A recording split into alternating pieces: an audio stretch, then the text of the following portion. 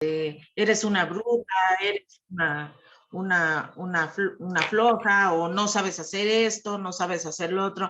Y la verdad es que se van quedando con eso, ¿no? Y en una plática reciente con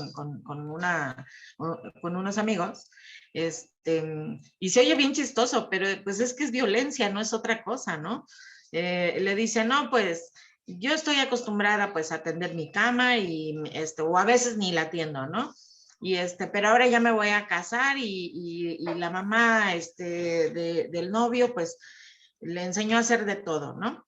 Y dice él, sí, dice, pues es que me enseñó mi mamá pues a trabajar y a hacer de todo, dice, pues por si me tocaba casarme con una huevona, dice, pues bueno, me tocó, ¿no?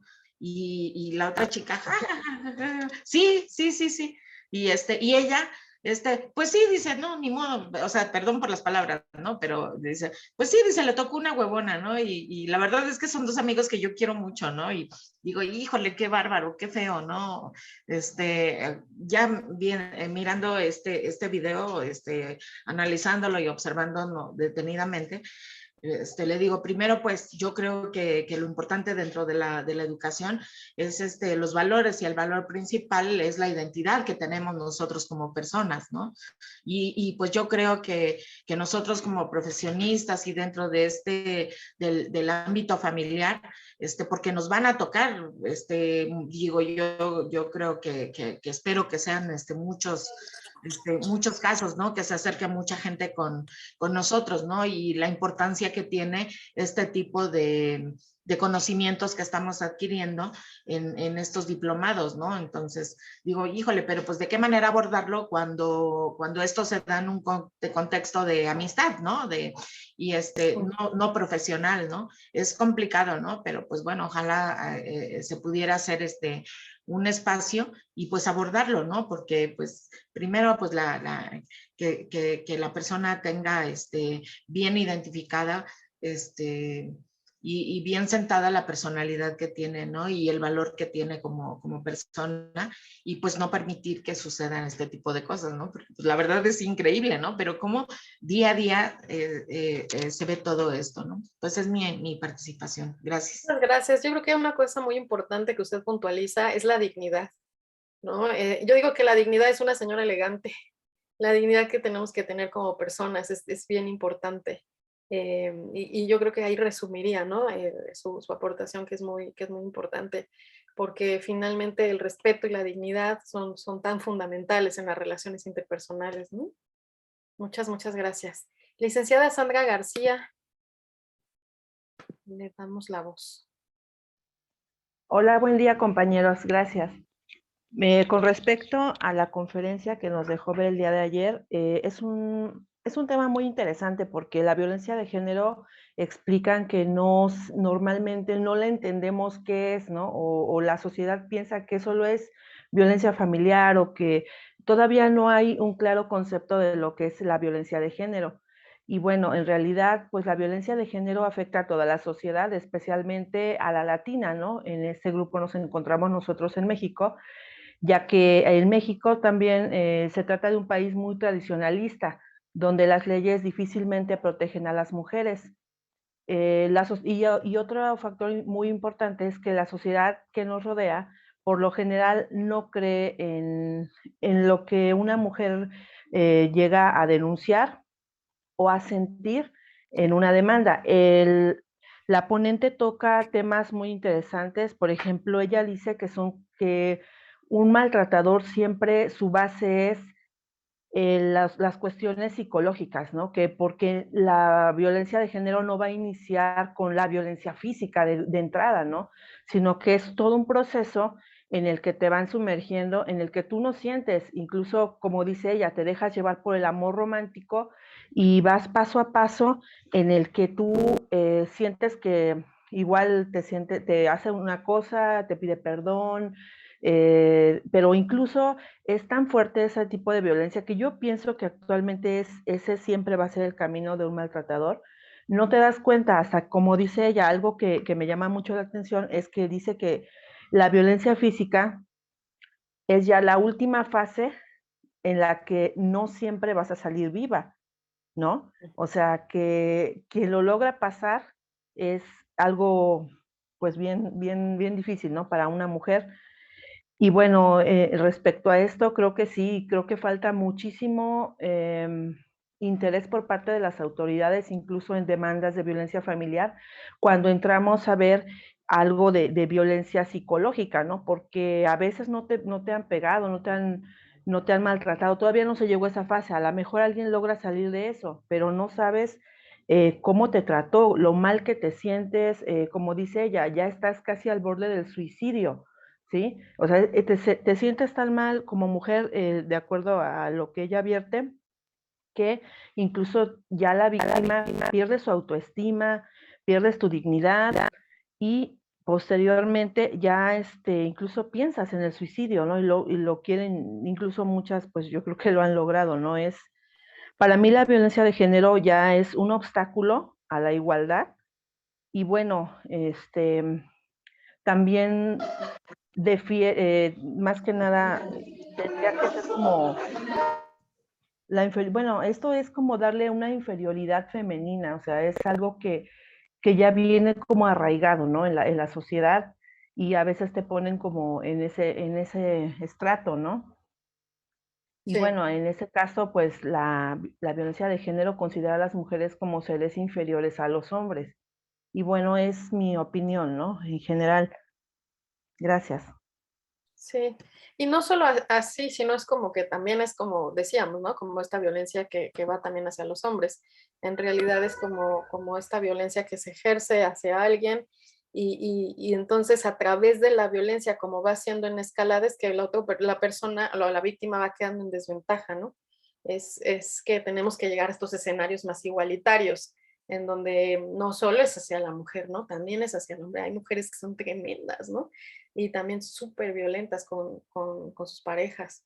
Entonces, bueno, y también tenemos parejas que son del mismo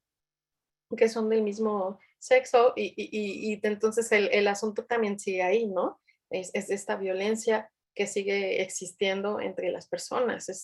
Es un tema complejo. Licenciada María Fernanda, la escuchamos. Hola, buenas tardes, muchas gracias. Bueno, a mí me llamó la atención varios puntos. Yo ya había visto un video parecido, es de una persona llamada Pamela Palenciano, se llama No solo los golpes duelen. Y precisamente lo complementé con este video, me gustó muchísimo este video. Y varios puntos en los que me llamaron la atención no es la pérdida de la identidad que tienen las víctimas de violencia en una relación, el cómo dejas de ser, en mi caso, Fernanda, la que le gusta la música de K-pop, la que le gusta el anime, la que le gusta leer, la que le gusta esto, la que le gusta el otro, dejas de ser todo eso y volverte la novia de o la compañera de. Entonces, cómo todo tu mundo se puede volcar al centro y que el centro de tu mundo sea esa persona, ¿no? En lugar de que, pues, compartan, en lugar de estar en una relación sana. Otro punto es que, me llama la atención el hecho de que yo creo que muchas mujeres sabemos que estamos en una relación dañina o en una relación violenta y lo sabemos, pero no encontramos la forma de salir. Y esto va unado al siguiente punto que me llama la atención, que ella siempre habla de una red de apoyo en la que, oye, vas a tantear el terreno y preguntándole, oye, mira, es que sucedió esta pelea por esta cuestión, ¿no? O sea, como ella lo menciona, es que nos liamos porque yo quería ver esto y él quería ver esta película, ¿no? Y dice, bueno, no seas mandona, ve tú esta película un día y luego ven la otra o al revés, ¿no? Entonces, no tanto es porque el contarle el motivo de la pelea, sino para ver qué tanto vas a apoyar a esa persona que está siendo víctima de violencia.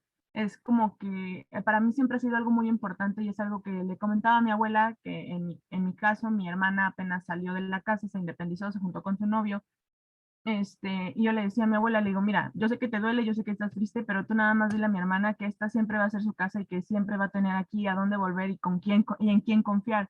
Y esto se lo dije, ¿por qué? Porque al final del día tú no sabes si más adelante ella se va a encontrar con una persona que vaya a violentarla o que vaya a hacerla sentir mal o que simplemente ella ya no esté cómoda con esa persona y se quiera regresar a la casa y que sepa que esta siempre va a ser su casa, que siempre va a tener a su familia en quien confiar. y el hecho de que no la juzguemos por lo que haya sido, creo que es lo más importante y es algo que muchas personas no terminamos de entender, que las personas que están en una relación violenta, ya sea con esposos, familia, X, que sea en una relación violenta, muchas veces no se van a dar cuenta, y si se dan cuenta no tienen la forma o la capacidad o la actitud o la aptitud sola para poder salir de esa relación. Entonces son como que puntos que me parecieron muy importantes con independencia de los que mis compañeros ya comentaron, que es en exclusiva la educación. Creo que siempre, siempre, siempre es la educación, tanto para hombres como para mujeres, y yo creo que también el machismo cobra víctimas femeninas y masculinas, porque como lo comentaba, o sea, qué papel tan fuerte y tan pesado toma el hombre, que tiene que ser siempre el valiente, el fuerte, el que no llora, el que tiene que aguantar porque es el hombre, o sea, realmente no. O sea, yo siempre le he dicho a mis amigos, le digo, si quieres llorar, llora, o sea, yo no te voy a juzgar porque llores, digo, si llorar es lo más natural y lo más normal que haces en la vida, digo, y aparte te sana, te ayuda a sanar. Entonces, yo creo que son puntos muy importantes que pocas veces hacemos visibles en este tipo de pláticas. Sí, sí, sí, sí, sí, son cosas muy importantes. Bueno, la intención del video es como poder abrir boca en el tema, ¿no? Y empezar a generar como esta parte en donde observemos detalles y lo que va pasando. Hablaremos entonces, en esta ocasión, vamos primero como al tema de la pareja. La formación de la pareja o el enamoramiento es un proceso químico, completamente químico. Suceden cosas como muy, muy particulares, ¿no? Es que pues las neuronas de espejo están ahí listas, ¿no? Las mujeres tenemos más neuronas de espejo que el hombre porque por los bebés, para poder como saber cuáles son sus necesidades, esto es parte de la naturaleza, y entonces estamos ahí. La elección es desde la carencia, elegimos la pareja desde nuestras carencias.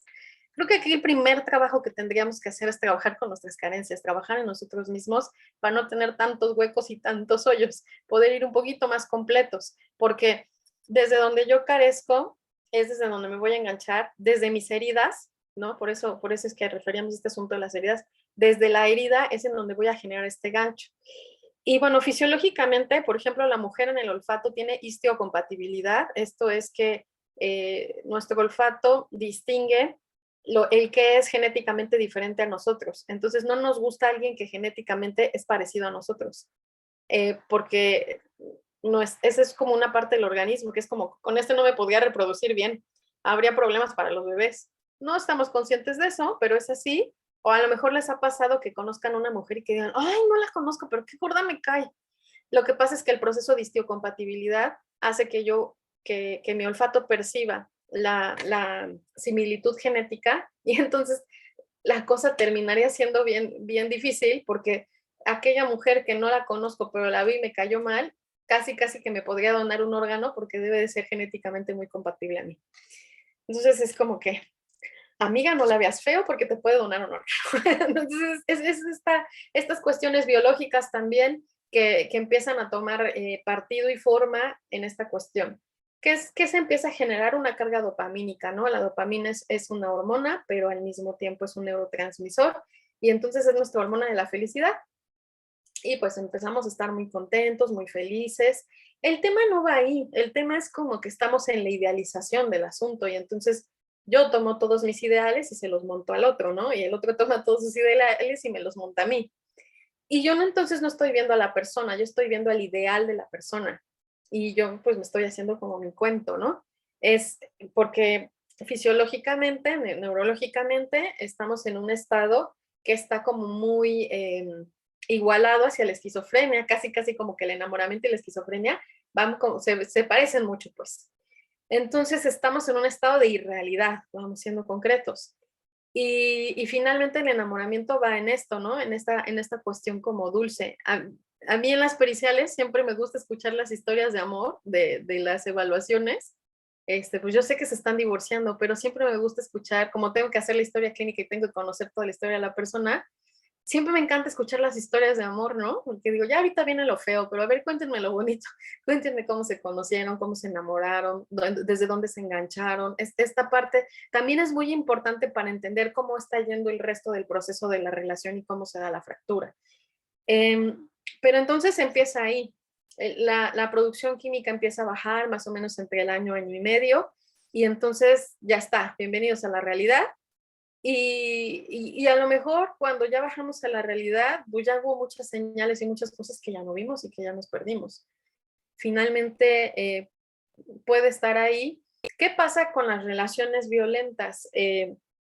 Lo que pasa es que el agresor se va a presentar como muy adecuado, como muy de príncipe azul o como una mujer muy fuera de serie, si es que la mujer fuese el agresor. Yo les comentaba ayer, generalmente las mujeres que son agresoras utilizan mucho más el tema sexual para enganchar al hombre. Y entonces tenemos estos escenarios, ¿no? Porque es así como de nunca me han traído serenata y nunca han hecho nada, nunca nadie ha hecho esto por mí y guau, ¿no? Y entonces es una fascinación porque la persona se va pegando más al ideal. Y bueno, siempre acuérdense, ¿no? La maldad no se viste de rojo con cuernos y cola, la maldad viste bien, huele bien y habla con seductora elocuencia. Entonces va por ahí, ¿no? Es un asunto muy seductor. Y finalmente vamos en este escenario, ahí vamos bien. Y los mensajes primero van siendo muy sutiles. Ay, oye, ¿ya te diste cuenta que tu amiga tal, como que te tiene envidia? No sé, ¿no? Algo como raro. O tú eres tan bonita que no necesitas tanto maquillaje, al natural te ves hermosa. Y tú te ves preciosa, pero me encantaría como que te cubrieras un poco más, ¿no? Para que, pues no te des tanta desea, no te vayan a faltar al respeto, no te vayan a faltar al respeto. Comentaba yo apenas con unas personas, pues es que, ¿no? Su pareja es así como súper curvilínea, ya saben, ¿no? Y además es toda sensual, pero se nota que ella es naturalmente sensual. Se les nota a las personas y entonces ya era así como de, es que no sé qué, que no sé cuánto, no sé. Entonces dije, a ver,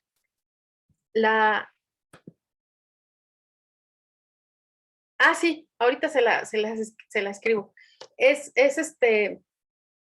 Ella es naturalmente sensual, así la conoció y ahora la quiere restringir. Pues eso fue lo que le gustó, ¿no? Y ahora lo quiere restringir porque ahora lo siente como una falta de respeto cuando fue lo que lo enganchó.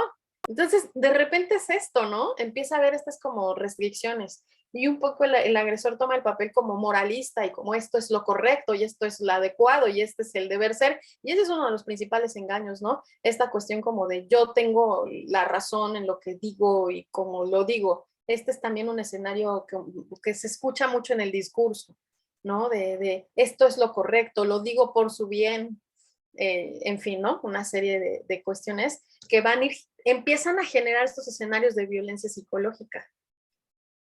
Van por ti a todos lados, ¿no? Te recogen de todos lados, te llevan, aunque sea a las deshoras. Además, se hacen las víctimas, ¿no? Me tengo que levantar súper temprano para llevarte porque me preocupa no te vaya a pasar nada, ¿no? Y entonces es como se va coartando, ¿no? Todas estas libertades, o sea, ya no eres libre de ir, ya no eres libre de decidir, ya no eres libre de nada. De repente yo hasta los escucho hemos salido de las redes sociales para no tener problemas. O sea, imagínense los niveles de restricción, ¿no?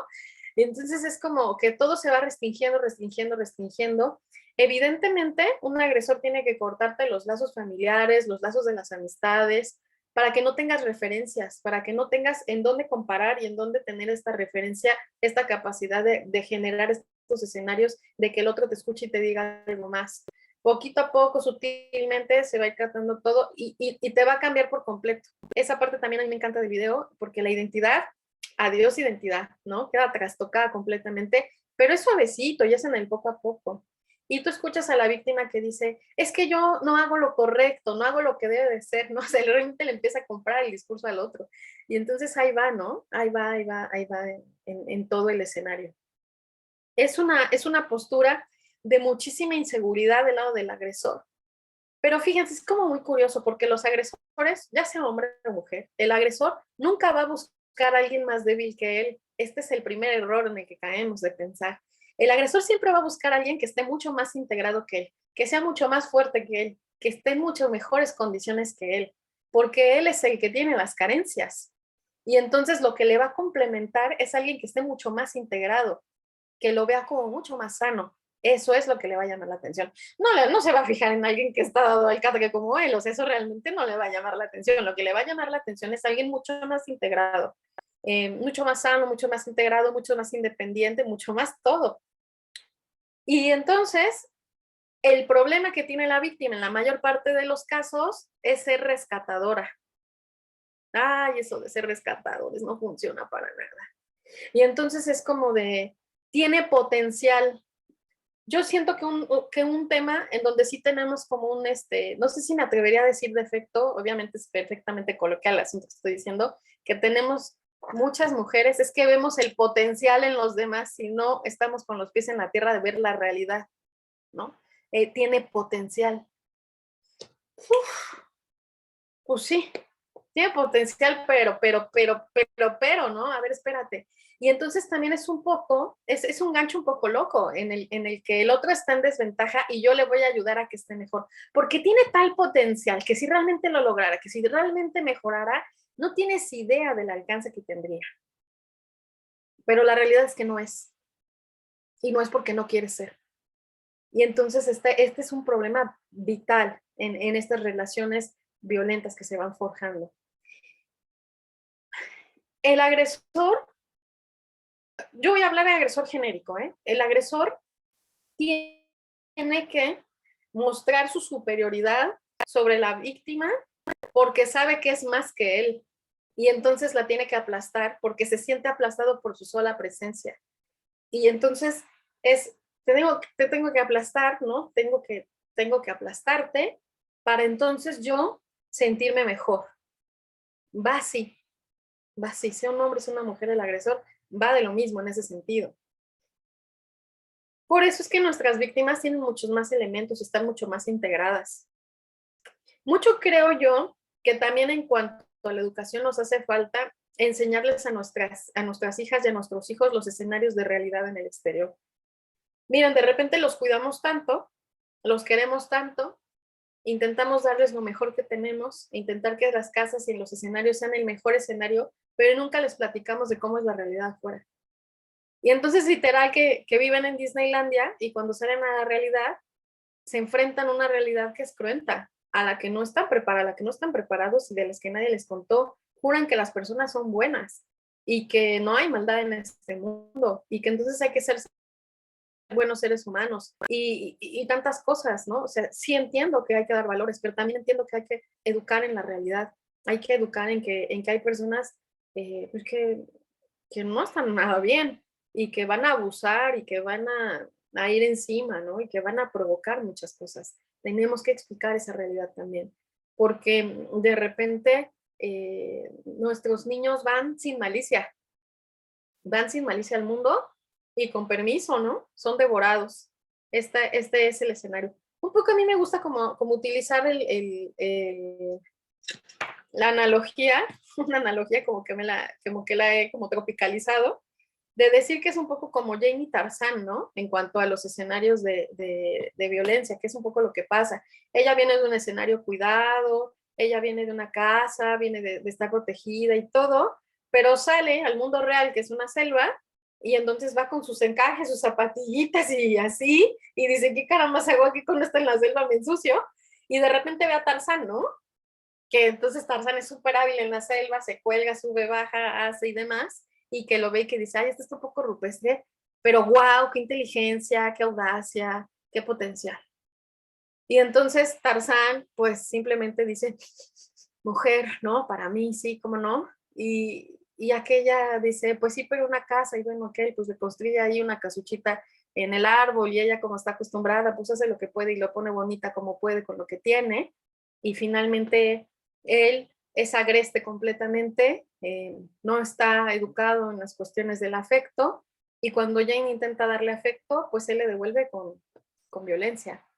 Y entonces ella siente que no ha hecho lo suficiente, porque eso pasa mucho a las víctimas, que no ha hecho lo suficiente, que no lo ha hecho bien, y que entonces hay que darle más amor, claro, que porque eso es de lo que carece.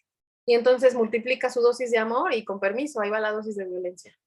Entonces es esto, ¿no? Hay una hay una asimetría muy grande entre el agresor y la víctima, pero siempre nuestras víctimas están más integradas, siempre nuestras víctimas tienen mucho más recursos, pero se engancharon desde el querer salvar, se engancharon pues desde muchos escenarios, desde sus heridas también, ¿no? Todos nos enganchamos desde nuestras heridas.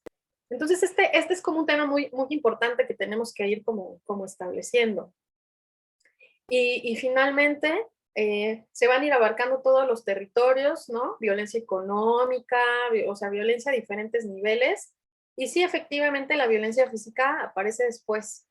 Ya cuando la violencia física aparece después, yo concuerdo con el video, ya estamos muy adelante, ya estamos muy tarde en el asunto, porque la violencia emocional ha ido dominando, porque primero es irte haciendo estas limitantes y ya después es irte insultando, ¿no? Ya después de eso, de que pasó como lo bonito y lo que donde aparentemente que te cuida tanto, te va a empezar a insultar y entonces te va a empezar a denigrar y te va a empezar a decir mil cosas y se va a aprovechar de la información que tiene de ti para hablarte de tus limitaciones. Entonces, estoy recordando una paciente que decía, pues que ella había sido abusada sexualmente en la infancia y que realmente tenía un problema, nunca había trabajado el tema, se lo había confiado a la pareja y entonces el hombre le decía, es que tú eres una frígida, ¿quién te va a querer así? Solo yo te aguanto.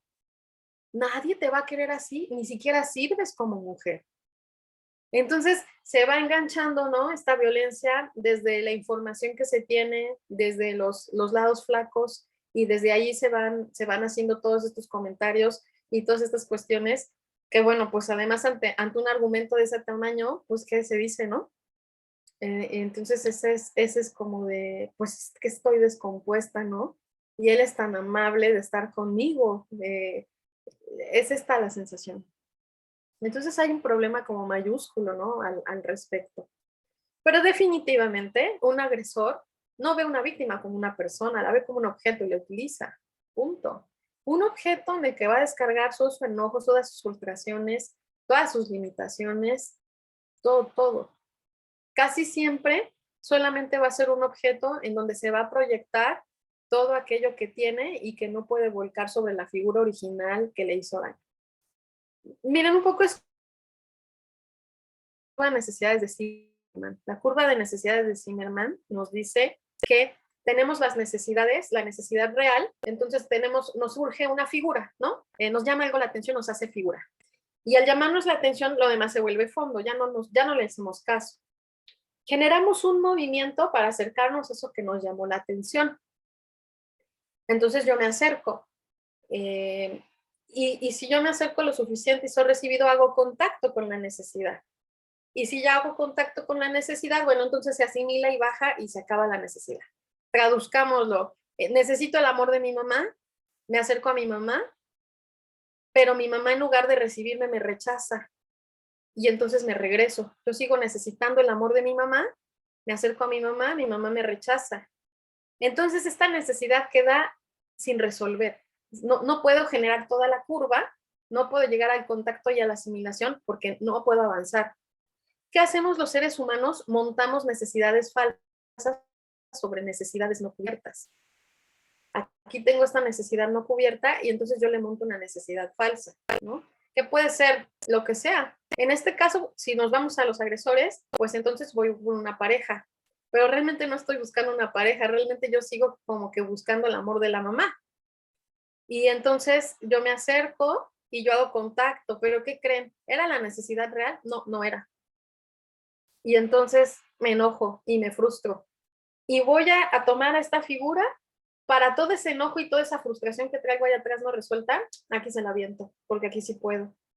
Entonces voy a proyectar todo el proceso.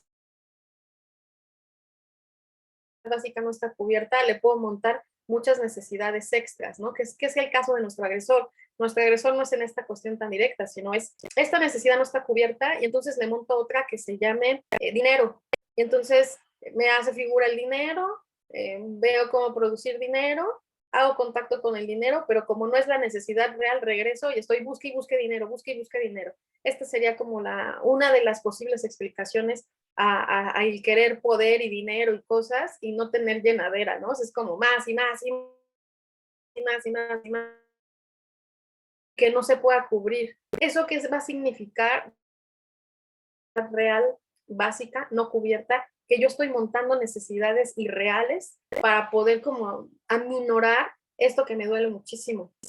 Y entonces, pues súmenle a lo mejor alcohol, pues entonces súmenle, váyanle sumando, ¿no? Puede ser como estas paletas que son de centro de chocolate y capas de dulce, así, ¿no? Puede ser esta la necesidad básica y pum, pum, pum, pum, pum, muchas necesidades falsas. Entonces, ¿qué tenemos? Una personalidad basada en necesidades falsas. Vamos a tener una persona, pues así como que aparentemente seguro de sí mismo, aparentemente como en el dominio de la situación, pero con esta carencia emocional básica no cubierta, ahí, latente, abierta, y que va a salir, ¿no? Va a salir tarde que temprano.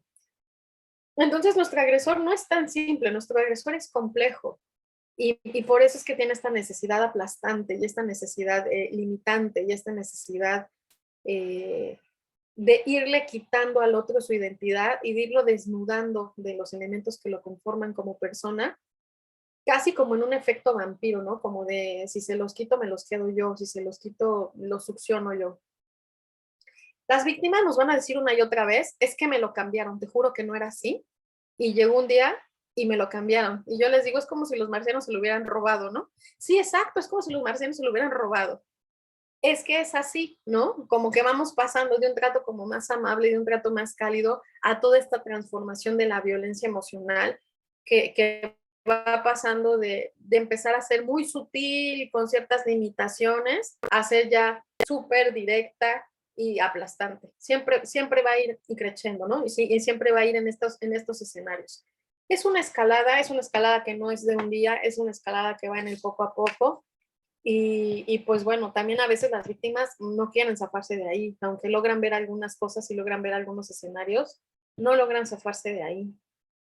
Yo he visto últimamente un patrón que se repite en cuanto a que hay como mucho chantaje desde, no sé si es importante o no te quiera, pero siento como un vacío existencial. Yo noto esta presencia de un vacío existencial en las personas, de que ni siquiera saben qué es ni cómo definirla, y eso tortura a la pareja, ¿no? Como de sentir de yo no soy suficiente, yo no soy bueno para ti, yo no puedo lograr hacerte feliz, porque estamos en el territorio de las expectativas. Es como si llegáramos con una carta de Santa Claus a decir al otro, para que yo sea feliz, tú tienes que hacer esto. Y el otro dice, ay, qué padre, bueno, para que yo sea feliz, tú tienes que hacer esto. Y entonces hacemos un intercambio de cartas de Santa Claus de lo que se tiene que hacer para hacernos felices. Y montamos toda la felicidad en una persona, que ese es el error más grave. Porque al final no nos hacemos responsables de nosotros mismos, necesitamos ser emocionalmente independientes lo más posible y tener muchos pozos de la felicidad, como dirían los budistas, los tibetanos, porque si yo digo que tú solo eres el único sentido que hay de la felicidad, imagínense lo frágil que estoy absolutamente en manos de ti, de tu humor, de tus respuestas, de tu todo yo emocionalmente dependo de ti. Ese no es un amor real, ese es un amor de independencia. Y qué susto, ¿no? Qué susto que alguien diga, tú eres el universo para mí, sal corriendo, ¿no? Porque esa es una relación absurdamente dependiente. Finalmente, ese también es el otro escenario. En cuanto a la víctima, tiene una personalidad dependiente, su universo completo y absoluto se vuelve el agresor, además de que el agresor va a ir inculcando ser el mundo del otro y ser el escenario del otro. Entonces, bueno, se junta el hambre con la necesidad, ¿no? De un controlador y de un dependiente. Es como que hacen un match perfecto. De por sí en las relaciones de pareja, Gorka Caruso nos dice, ¿no? Somos dos yo independientes que entonces empezamos a entrar en conjunto y nos volvemos nosotros. Entonces nosotros, nuestros amigos, nuestros tiempos, nuestros espacios, los yo se fusionan. Y por eso nos dice Igor Caruso en la separación de los amantes que duele tanto la separación porque nosotros tiene que morir para que los yo independientes vuelvan a surgir. Es decir, que en la separación hay que atravesar la muerte emocional.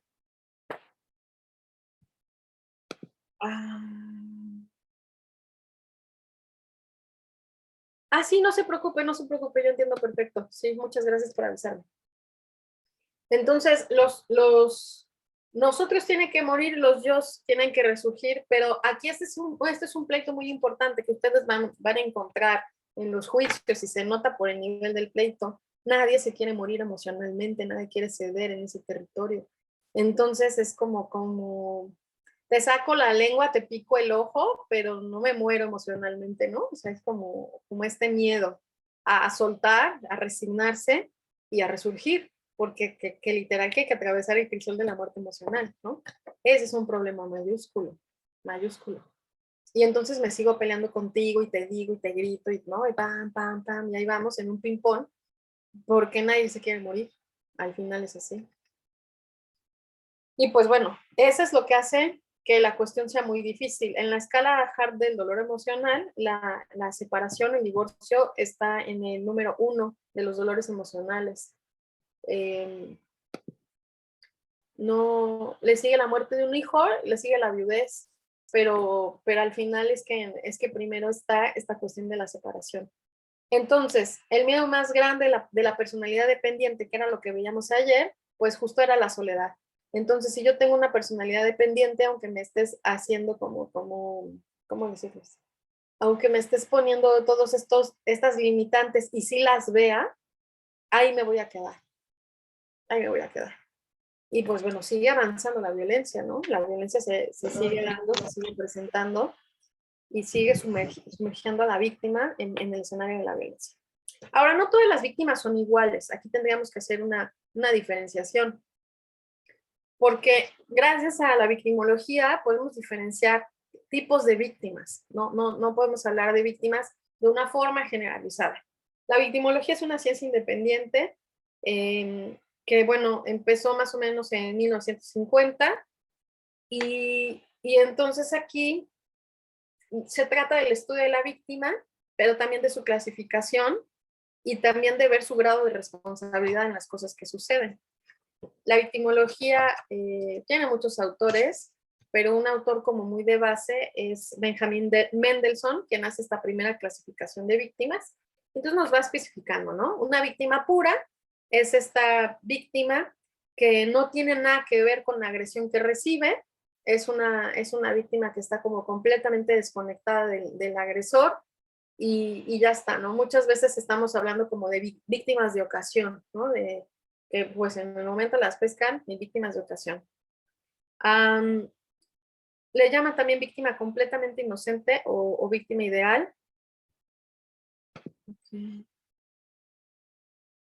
La traición o el engaño. ¿En qué sentido? ¿En qué Sí, porque sentido? estamos hablando, bueno, lo que usted está explicando del duelo que se atraviesa entre la pérdida del padre o de un hijo, ¿sí? Estamos hablando de una relación de pareja, ¿sí? Entonces a mí me surge la duda, porque no sé si está relacionada a mi pregunta, en la situación de la traición o el engaño entre la pareja. O sea, porque también Okay. se tiene que atravesar un duelo, o sea, una aceptación de esa traición, de ese engaño. Y muchas veces las parejas, llámese hombre, llámese mujer, que son traicionados o engañados, no aceptan esa realidad. O muchas de las veces aceptan esa realidad con tal de que la pareja, llámese hombre o mujer, no los deje, ¿sí? O sea, hay una cierta sumisión y va relacionado con todo esto que está usted comentando, a mi personal punto de vista. Por eso era mi duda, si viene relacionado esto o es cuestión de otra situación o de otro tema. Gracias. No, sí, definitivamente el escenario de traición va a formar parte de los mismos escenarios de agresión. Al final es que es muy común, ¿no? Que haya infidelidades y que haya como muchos temas así que se van a sumar a los dolores de la víctima, ¿no? Definitivamente. Pero aún así, si la víctima tiene una personalidad dependiente, va a minimizar el impacto que esto tiene con tal de que el otro no se vaya, va a acomodarse, va a justo justificar también en muchos de los casos las razones de las traiciones y demás, ¿no? Desde decirte, es su necesidad, no lo puede evitar, bueno, pero es que no es tan malo, es que yo también he hecho cosas al respecto. Sí, sí hay como mucho tema alrededor de los escenarios de traición, definitivamente. Sí, sí, y sí, sí va vinculado, sí va vinculado. Sí, adelante, licenciado Julio. Maestra, yo tengo conocimiento de que existe, no recuerdo ahorita la universidad, pero la licenciatura en psicología en derecho familiar. Sí. Para todos mis compañeros, en la próxima clase les tengo el dato de qué universidad la oferta. Pero hay un punto que me gustaría preguntarle a usted. Estamos hablando de derecho familiar, estamos hablando de valores, estamos hablando de ética, estamos hablando de cuestiones morales, donde el respeto, donde el amor, donde la traición y el engaño a ese respeto y a ese amor, pues cuenta, ¿no? Tiene un valor, por supuesto. Sí. Nos decía, es un disvalor, es el polo opuesto negativo del valor. El valor es el amor, es el respeto, el disvalor, que es el polo opuesto, es la traición y el engaño. Actualmente, el criterio de la Corte está concediendo derechos a una relación extramarital que se sostuvo. Hoy no es el concubinato, porque no es concubinato, por más que le quieran buscar, no es concubinato. Mientras no se modifique la ley, no es concubinato, es una relación extramarital. Y a esa relación extramarital, el criterio de la Corte es concederle derechos a esa persona que está solicitando, en ese caso una mujer, que está solicitando alimentos por considerarse concubina, que no es concubina, insisto. Mientras no se modifique la ley, no es concubina. Pero a esa mujer que sostuvo una relación extramarital, le está concediendo derechos para incluso tener derechos en el ISSSTE, en el seguro. No nada más de una pensión alimenticia, y a un futuro, pues también concederle derechos a la sucesión, a heredar. Bueno, si estamos hablando de respeto, si estamos hablando de que no tienes que engañar y no tienes que traicionar, ¿qué posición guarda, en este caso, la esposa en relación a este criterio de la Corte de concederle a otra mujer derechos que la esposa creía que nada más le correspondían a ella? ¿Sí? Uh-huh. ¿Cuál sería su punto de vista? Porque se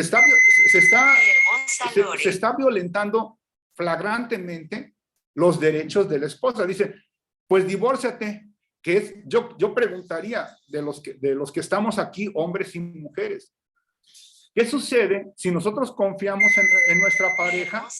¿Qué va a suceder si confiamos en nuestra pareja en todos los sentidos? Sabemos que es fiel y de repente aparece un hombre o aparece una mujer en mi vida matrimonial. ¿Qué pensaríamos todos los que estamos acá? ¿Lo soportaríamos?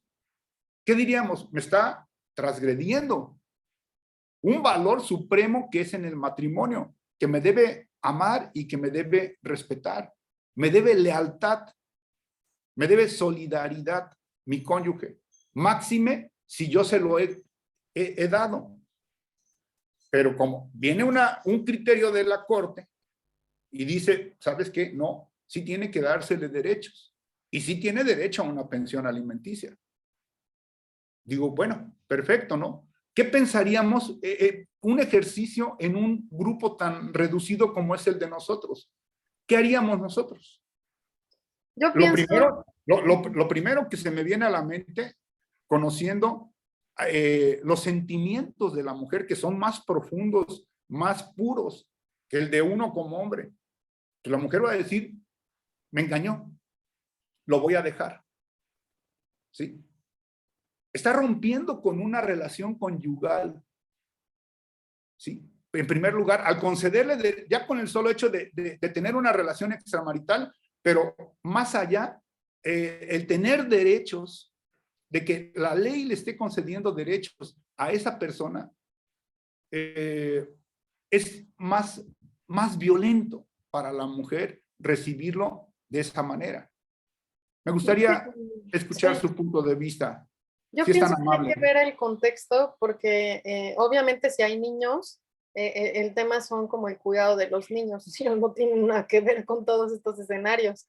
Entonces, si hay niños que, aunque quedan a partir de una relación extramarital y quedan aquí volando, pues al final se necesita poder darles derecho, porque ellos no tienen absolutamente nada que ver con la situación y además tienen que tener sus derechos. No sé si sea más o menos por ahí, maestra Vanessa, el comentario. Sí, exactamente. Bueno, creo que, no sé si yo estoy confundida con una resolución de la Corte que está diciendo el licenciado Julio, o sea la que yo estoy pensando, ¿no? No sé si él tenga otro concepto, pero en ese caso del concubinato y matrimonio, en donde la Corte efectivamente resuelve dar alimentos a la concubina, en este caso no tuvieron hijos, fueron concubinos 12 años y posteriormente a ese concubinato el señor se casa, contrae matrimonio después de 12 años de haber vivido en concubinato con esta pareja. Entonces, la señora reclama alimentos en su calidad de ex concubina, que sí le asiste el derecho de reclamar alimentos como ex concubina. Pero entonces el señor, como defensa, dice, no, es que yo no estoy libre de matrimonio, por eso no te puedo dar alimentos. El juzgado de primera instancia niega los alimentos a la señora. La sala confirma la resolución del juzgado en donde niegan alimentos a la ex concubina. El juzgado de distrito niega alimentos, sigue confirmando las sentencias de la sala y del juzgado en consecuencia. El tribunal colegiado confirma todas las sentencias de todas las instancias hasta que llega a la corte. Y la corte toma a esta concubina, ex concubina, y la sitúa en una categoría sospechosa que prevé el artículo 1 constitucional y dice que ha sido discriminada por su estado civil. ¿Por qué? Porque ella es soltera ahora, pero él está siendo casado. El contexto de este asunto es, no hay menores de edad, ella lo pide para sí, los alimentos, una pensión alimenticia derivada del concubinato que vivió con el señor, pero entonces la Corte dice, sí le asiste el derecho como ex concubina. Hoy en día, efectivamente, el señor ya no está libre de matrimonio como requiere el artículo 65 del Código Familiar, que dice que que el concubinato es la unión de dos personas, ambas libres de matrimonio y sin impedimento para contraerlo, pero dice, en su momento, ellos dos fueron concubinos, hoy en día ya no lo son, ya esa unión de hecho ya se separó de hecho también, por lo tanto ya no son concubinos, pero sí existió su relación. El señor contrae matrimonio después, efectivamente cuando la señora demanda, pues se entera que el señor ya contrajo matrimonio, pero ella lo está pidiendo en calidad de ex concubina. Okay. Y ese concubinato se dio por 12 años, los dos estando libres de matrimonio. Entonces dice la Corte, sí le asiste el derecho a la señora, ¿por qué? Porque fue su concubina por 12 años. Entonces, juez de distrito, sala y juez de primera instancia, concédele los alimentos, ¿no? Y analiza las características para que tú puedas concederle alimentos en base al principio de proporcionalidad alimentaria. Pero la hipótesis es distinta, o sea, y lo explica la resolución, dice, el matrimonio siempre, en todo momento, excluye el concubinato. No pueden coexistir esas figuras jurídicas. Siempre el matrimonio excluye al concubinato. Sin embargo, en este caso concreto que estamos juzgando, sí pueden coexistir porque el concubinato fue primero y la señora está pidiendo alimentos como ex concubina. Entonces, solo en este caso en concreto, sí pueden coexistir las dos figuras jurídicas y por lo tanto, no obstante que el señor después haya contraído matrimonio con otra persona, la ex concubina, claro que tiene derecho a alimentos. En su calidad de ex concubina, como un ex cónyuge, también tiene derecho a alimentos. Entonces, si no estoy confundida, licenciado Julio, esa es la hipótesis en la que la Corte da alimentos a esa concubina cuando el señor, o sí, el ex concubino ya contrajo un matrimonio, porque la existencia del concubinato fue previa ahora a este matrimonio. Sí, muy amable abogada. No es el caso, porque en lo que usted está planteando y que nos dejaron como ejercicio a realizar, yo también coincido con usted. Fue primero el concubinato y tiene derecho, aun y cuando ya no exista ese concubinato, tiene derecho a pedir la pensión alimenticia, aun y cuando hoy el deudor se encuentre unido en matrimonio. No es el caso. El caso es, y coincidentemente es a la inversa. Se casa la mujer, fíjense bien, ni siquiera es el hombre, se casa la mujer, se separa, en apariencia, porque nosotros nunca sabemos real, es un asunto que estoy tramitando. Se separa y vive con una persona, se separa, vive en concubinato con una persona, se separa, vive con mi cliente o sostiene una relación con mi cliente y cuando se separa le demanda alimentos. Pero sin haber estado divorciado. Sin haberse divorciado. Sin haberse divorciado. Es decir, ella tiene una relación conyugal subsistente. Entonces, cuando nosotros hablamos, al contestar la demanda decimos, número uno, primero está casada y es un impedimento para contraer matrimonio que se traslada como criterio paralelo al concubinato. ¿Sí?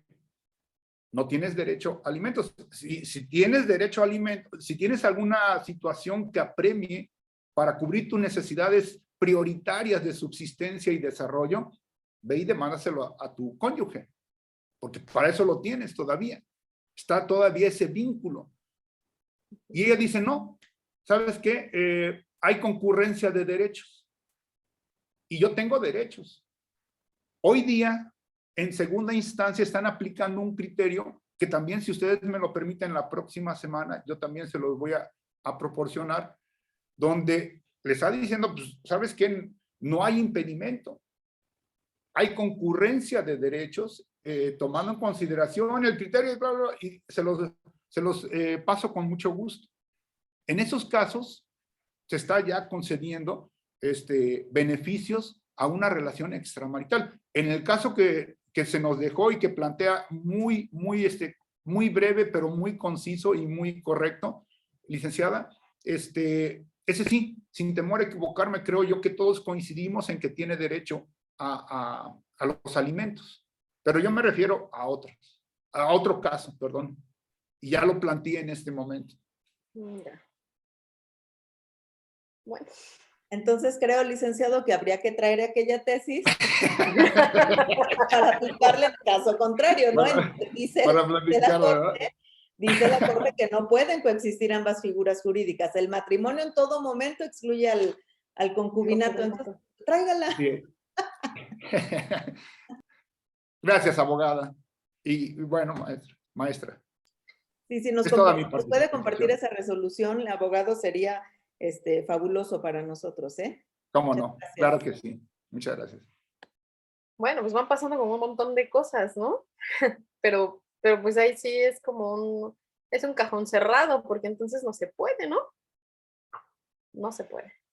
En teoría no. En teoría no se pudiera. Pues no. No. Pero además, como el aferrarse a solicitarlo así cuando está casado, o sea, está como, ¿no? Como que, ¿qué pasó allí? Bueno, en fin. Pues todo, hay de todo, ¿no? Y de todo nos vamos encontrando. Así es, dijeron usted también, ¿no? Hace ratito decía, también hay mujeres tremendas. Sí. Entonces igual y por fastidiar también a su expareja, pues promueve eso para molestarlo sabiendo que él está casado. Pudiera ser, no sé, una hipótesis. Sí, claro, claro. En venganza, ¿no? También puede ser. La venganza suele ser como un arma muy femenina también. Ok. Bueno, me regreso entonces. Tenemos estas víctimas puras, estas víctimas inocentes, víctimas de culpabilidad menor al agresor Es decir, que de alguna manera sí desencadenan la agresión, o sea, sí generan cosas para desencadenar la agresión. No precisamente que haya sido voluntario, sino que hayan hecho algunas cosas que hayan generado este escenario de agresión. Víctimas tan culpables como el agresor, esto es nuestra siguiente posibilidad. Entonces aquí se equiparan, ¿no?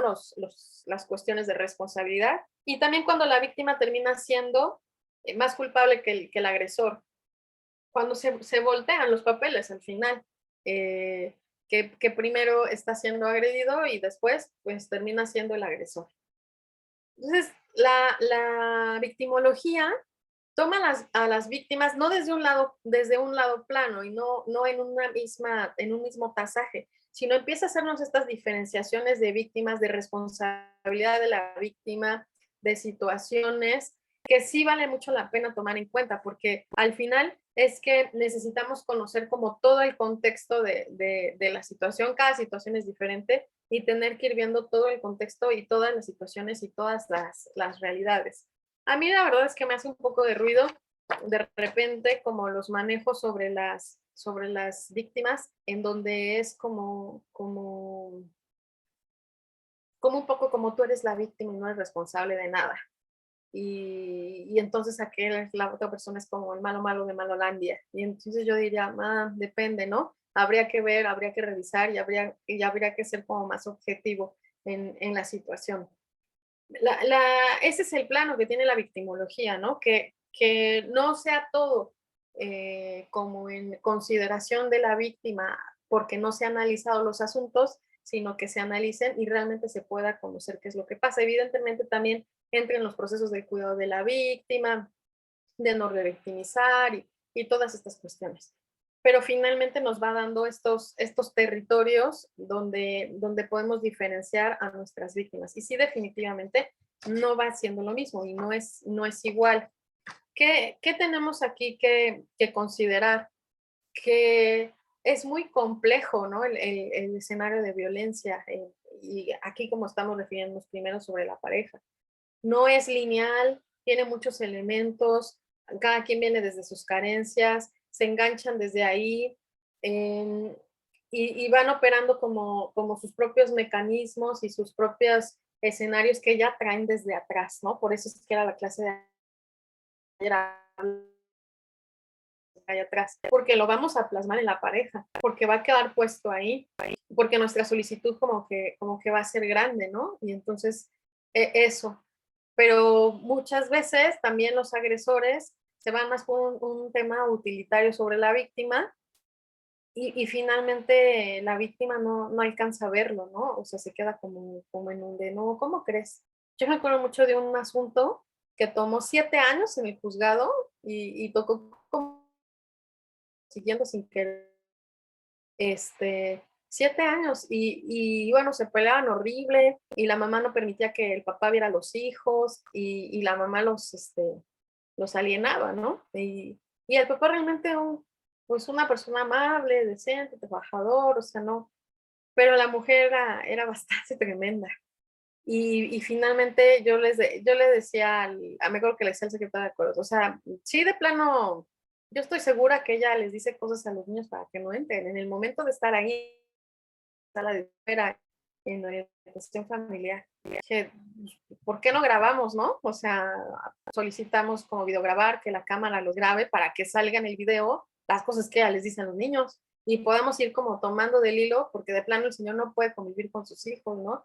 Y los hijos decían, es que mi papá me maltrata, y gritaban y exageraban, y pues cuando nunca había sucedido algo así. Bueno, finalmente lo hacemos, y entonces yo le digo al compañero de la cámara, digo, no dejes de grabar, ¿no? O sea, tú deja que siga grabando, entre que salgo y entro y voy y vengo, o sea, que siga grabando, tú déjala grabar, no te acerques, pero déjala grabar. Yo quiero ver qué es lo que la señora hace, ¿no? Y sí, efectivamente, ¿no? Es que su papá, y utilizaba como el escenario de la religión, ¿no? Su papá es el diablo y no es un elegido de Dios y no sé qué, pero también si no entran, entonces les voy a comprar y dices, no, y ella salió perfecto en el proceso del video, ¿no? Y cuando llego con el secretario de acuerdos, llego bien contenta y le dije, ¿qué crees? Ya la tengo. ¿no? Y la tengo en video. Y aquí está la transcripción y todo. Y me dice, ¿en serio? Le dije, sí. Pues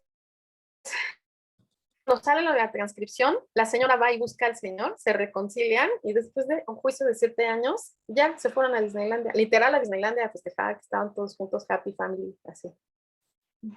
Y me acuerdo que el señor me va a visitar a orientación familiar porque yo supervisé su convivencia durante 6 años. Y entonces me va a visitar el señor y me dice, ¿usted quiere hablar contigo? Yo no, yo no quiero hablar con usted.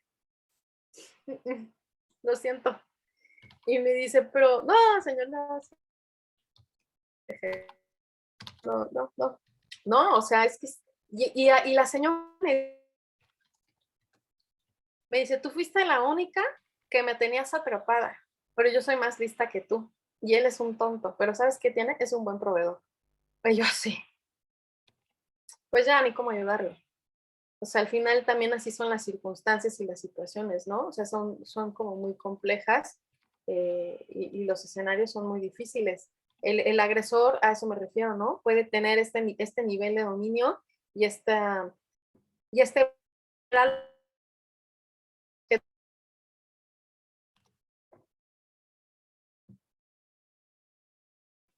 nada y ya está, ¿no? Va por cumplir sus objetivos. Buenas tardes, licenciada Alicia. Entonces, esta cuestión es que es importante considerar. No todas las víctimas son iguales, no todos los agresores son iguales. Finalmente se van dando en estas grandes diferencias, pero básicamente la dinámica es así, ¿no? La escalada es así. ¿Qué es la parte más gruesa? La violencia emocional. ¿Y qué es más difícil? Y como acertadamente se decía en el video, lo difícil es sobrevivir a esa violencia y poder trabajar después con ella para poder estar mejor. Esa es la parte más difícil. No, a veces no es tan difícil dejar al agresor como sobrevivir esa violencia que se queda ahí, todas esas palabras, todos estos temas que se quedan ahí puestos. Como ya estás absolutamente aplastado, absolutamente sin dignidad. Entonces, reconstruir esto es una parte muy difícil, ¿no? Es muy complejo, no es nada simple. Son difíciles. Y bueno, y dejan secuelas, pues no sé decir. Ok, pero bueno, pues la violencia sobre la pareja ya está, pero ¿qué sobre los niños, no? Porque también es eso, o sea, al final, de alguna manera, somos adultos y ¿qué sucede con los niños? ¿Cómo se manejan las cosas hacia los niños? ¿De qué maneras los violentamos? Pues desde muchas formas, desde ignorándolos, desde evadiendo el contacto con ellos. Hay muchas veces que se les agrede y no se toma como si fuese una agresión, ¿no? Yo recuerdo mucho un niñito de 4 años que llegó y la mamá decía, es que tiene algo descompuesto. Ese es el argumento, ¿eh? Tiene algo descompuesto. Y decía, ¿cómo? Y era como el Principito, no estaba bien bonito el niño. ¿Cómo tiene descompuesto esta criaturita algo? No, o sea, yo decía, no le entiendo. Y dice, sí, bueno, yo trabajo todo el día, tiene su nana, su papá lo ve una vez al mes porque es lo que lo puede ver, ¿no? Estamos separados, pero es un convenio, todos nos llevamos bien. Y ok, ¿quién lo cuida? Y no, y entonces empecé a platicar con el chiquito, y entonces la mamá, pues todo el tiempo en el teléfono, la mamá nunca teniendo como ningún escenario como de contacto, ni de nada. Y el niño ni siquiera sabía jugar. Y me decía, ¿qué haces? Y tomé unos avioncitos y le dije, mira, vamos a volar sobre las montañas. Yo quería ver esta parte de la imaginación, ¿no? Vamos a ver, aquí hay unas montañas y vamos a rescatar, y esas personas están ahí. ¡Ay, va a haber un incendio! Y me dice, ¿dónde estás viendo todo eso? ¿De qué estás hablando? incapaz siquiera de imaginar, porque no había cero estimulación sobre el juego. La mamá era como de, y tiene sus clases de esto, pero cero contacto con el niño. Hay un montón de papás que no y un montón es un montón. Y eso de alguna manera también es una agresión, porque al final los niños, como lo hablamos, es un requerimiento muy básico. Y entonces es como, ¿cómo no? ¿Y ahora qué? Y finalmente las implicaciones que tiene, ¿no? Y entonces ignorarlos, evadirlos, no escucharlos, no tomarlos en cuenta. Hay muchas formas, no solamente es como lo que se les dice o las agresiones físicas, sino también todas estas que se les da a los niños. Ahora, ojo, la sobreprotección también tiene el mismo territorio, ¿no? La sobreprotección en donde lo hago todo yo por ti y tú no puedes hacer las cosas, implica también una agresión porque es el mensaje que le envías al hijo es de tú no sabes, eres demasiado poca cosa y tú no puedes hacer las cosas, las tengo que hacer yo por ti. En ese escenario también es agresivo porque minas la capacidad del otro a responder a una cuestión, a poder elaborar algo.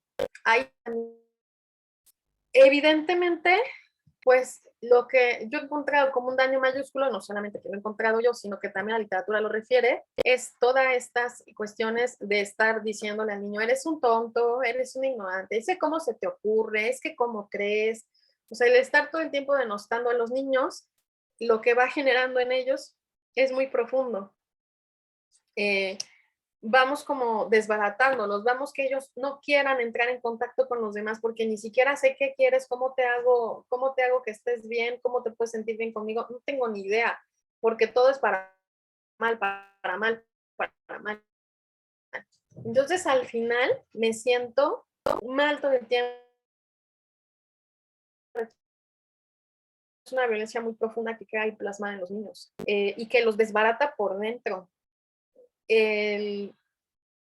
Bateson decía que esta es la base de la esquizofrenia, por ejemplo, ¿no? Este tipo de esta relación y esta comunicación que no es adecuada y que no es correcta.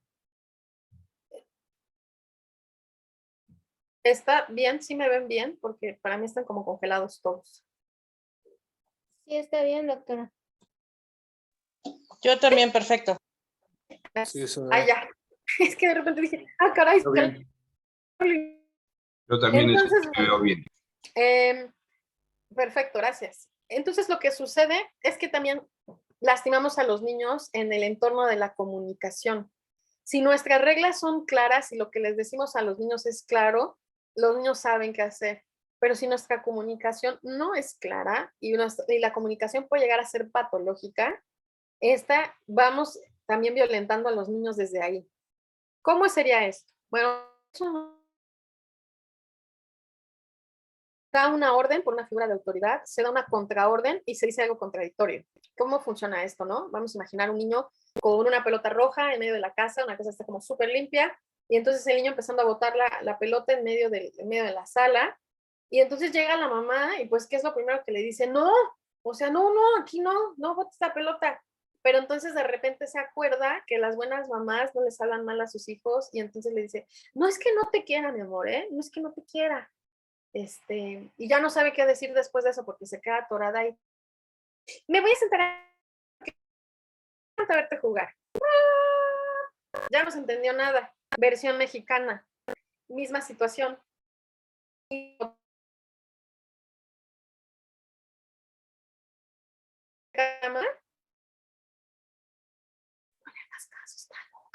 ¿No? Orden contra orden. La mamá se da cuenta de la situación y ya no sabe qué hacer y dice cualquier cosa. O sea, al final, esto no ayuda a nada. Los niños necesitan cuestiones claras de opciones. ¿Cuál sería lo lógico? Decir, oye, no, aquí no se bota la pelota, tú quieres jugar, estás al patio. Listo. ¿Por qué? Porque entonces es aquí no y allá sí, ¿no? Esto no, esto sí. Que las instrucciones sean claras, que sean concretas, que sean correctas. Si el niño no sabe qué está bien y qué está mal, y entonces tú das todas estas informaciones así traslapadas, el niño no va entendiendo qué es cuáles son las demandas de los adultos. Y entonces es como, ay, no les entiendo nada y nos vemos, ¿no? Yo no quiero saber nada con ustedes. Eso también es violencia, porque al final el niño no tiene la capacidad de discernimiento como la tiene un adulto y necesitamos como tener estos escenarios de claridad. Bueno, cuando los niños quedan más violentados, los niños quedan más agredidos, si nos vamos al extremo, cuando la violencia llega a niveles de tortura, las consecuencias más graves que tenemos ahí en el escenario para los niños es que se empiezan a escindir, se empiezan a dividir. Porque los escenarios de tortura traen un montón de cosas, traen un montón de violencias juntas, ¿no? Traen violencia verbal, o sea, violencia emocional, traen violencia física, traen muchas cosas y además traen una denigración espantosa. Y el niño no la resiste y entonces empiezan a fragmentarse. ellos que están en proceso de integración se empiezan a fragmentar. Ese sería el inicio de una personalidad disociada, por ejemplo. Entonces, tenemos como muchos escenarios de muchos niveles. Sobre todo, los niños generan alianzas con los adultos, siempre generan alianzas con alguien con quien se llevan mejor, ¿no? Se alinean, como de alineación y balanceo, se alinean. Entonces los niños se alinean con pues, la persona que les da más seguridad, que les da más confianza, que les da más cobijo. Esto es natural en el proceso. El tema se sale de las manos, pues ustedes lo saben, en las controversias del orden familiar, en donde ya empezamos a inculcar otras cosas, ¿no? Empezamos a entrar en escenarios de alienación parental, que esto es hacer que el niño, a través de una campaña de desprestigio sobre el otro progenitor, pues termine odiando a la persona que más ama. Pues al final es eso. Entonces, una cosa que yo entiendo y que yo le estaba hablando con la doctora Asunción Tejedor, pero que pues como que me vio feo, porque ella es perito, es como una de nuestras principales autoras, es española, pero ella es perito particular, nada más ha sido perito particular, y lo digo así porque ella pues siempre está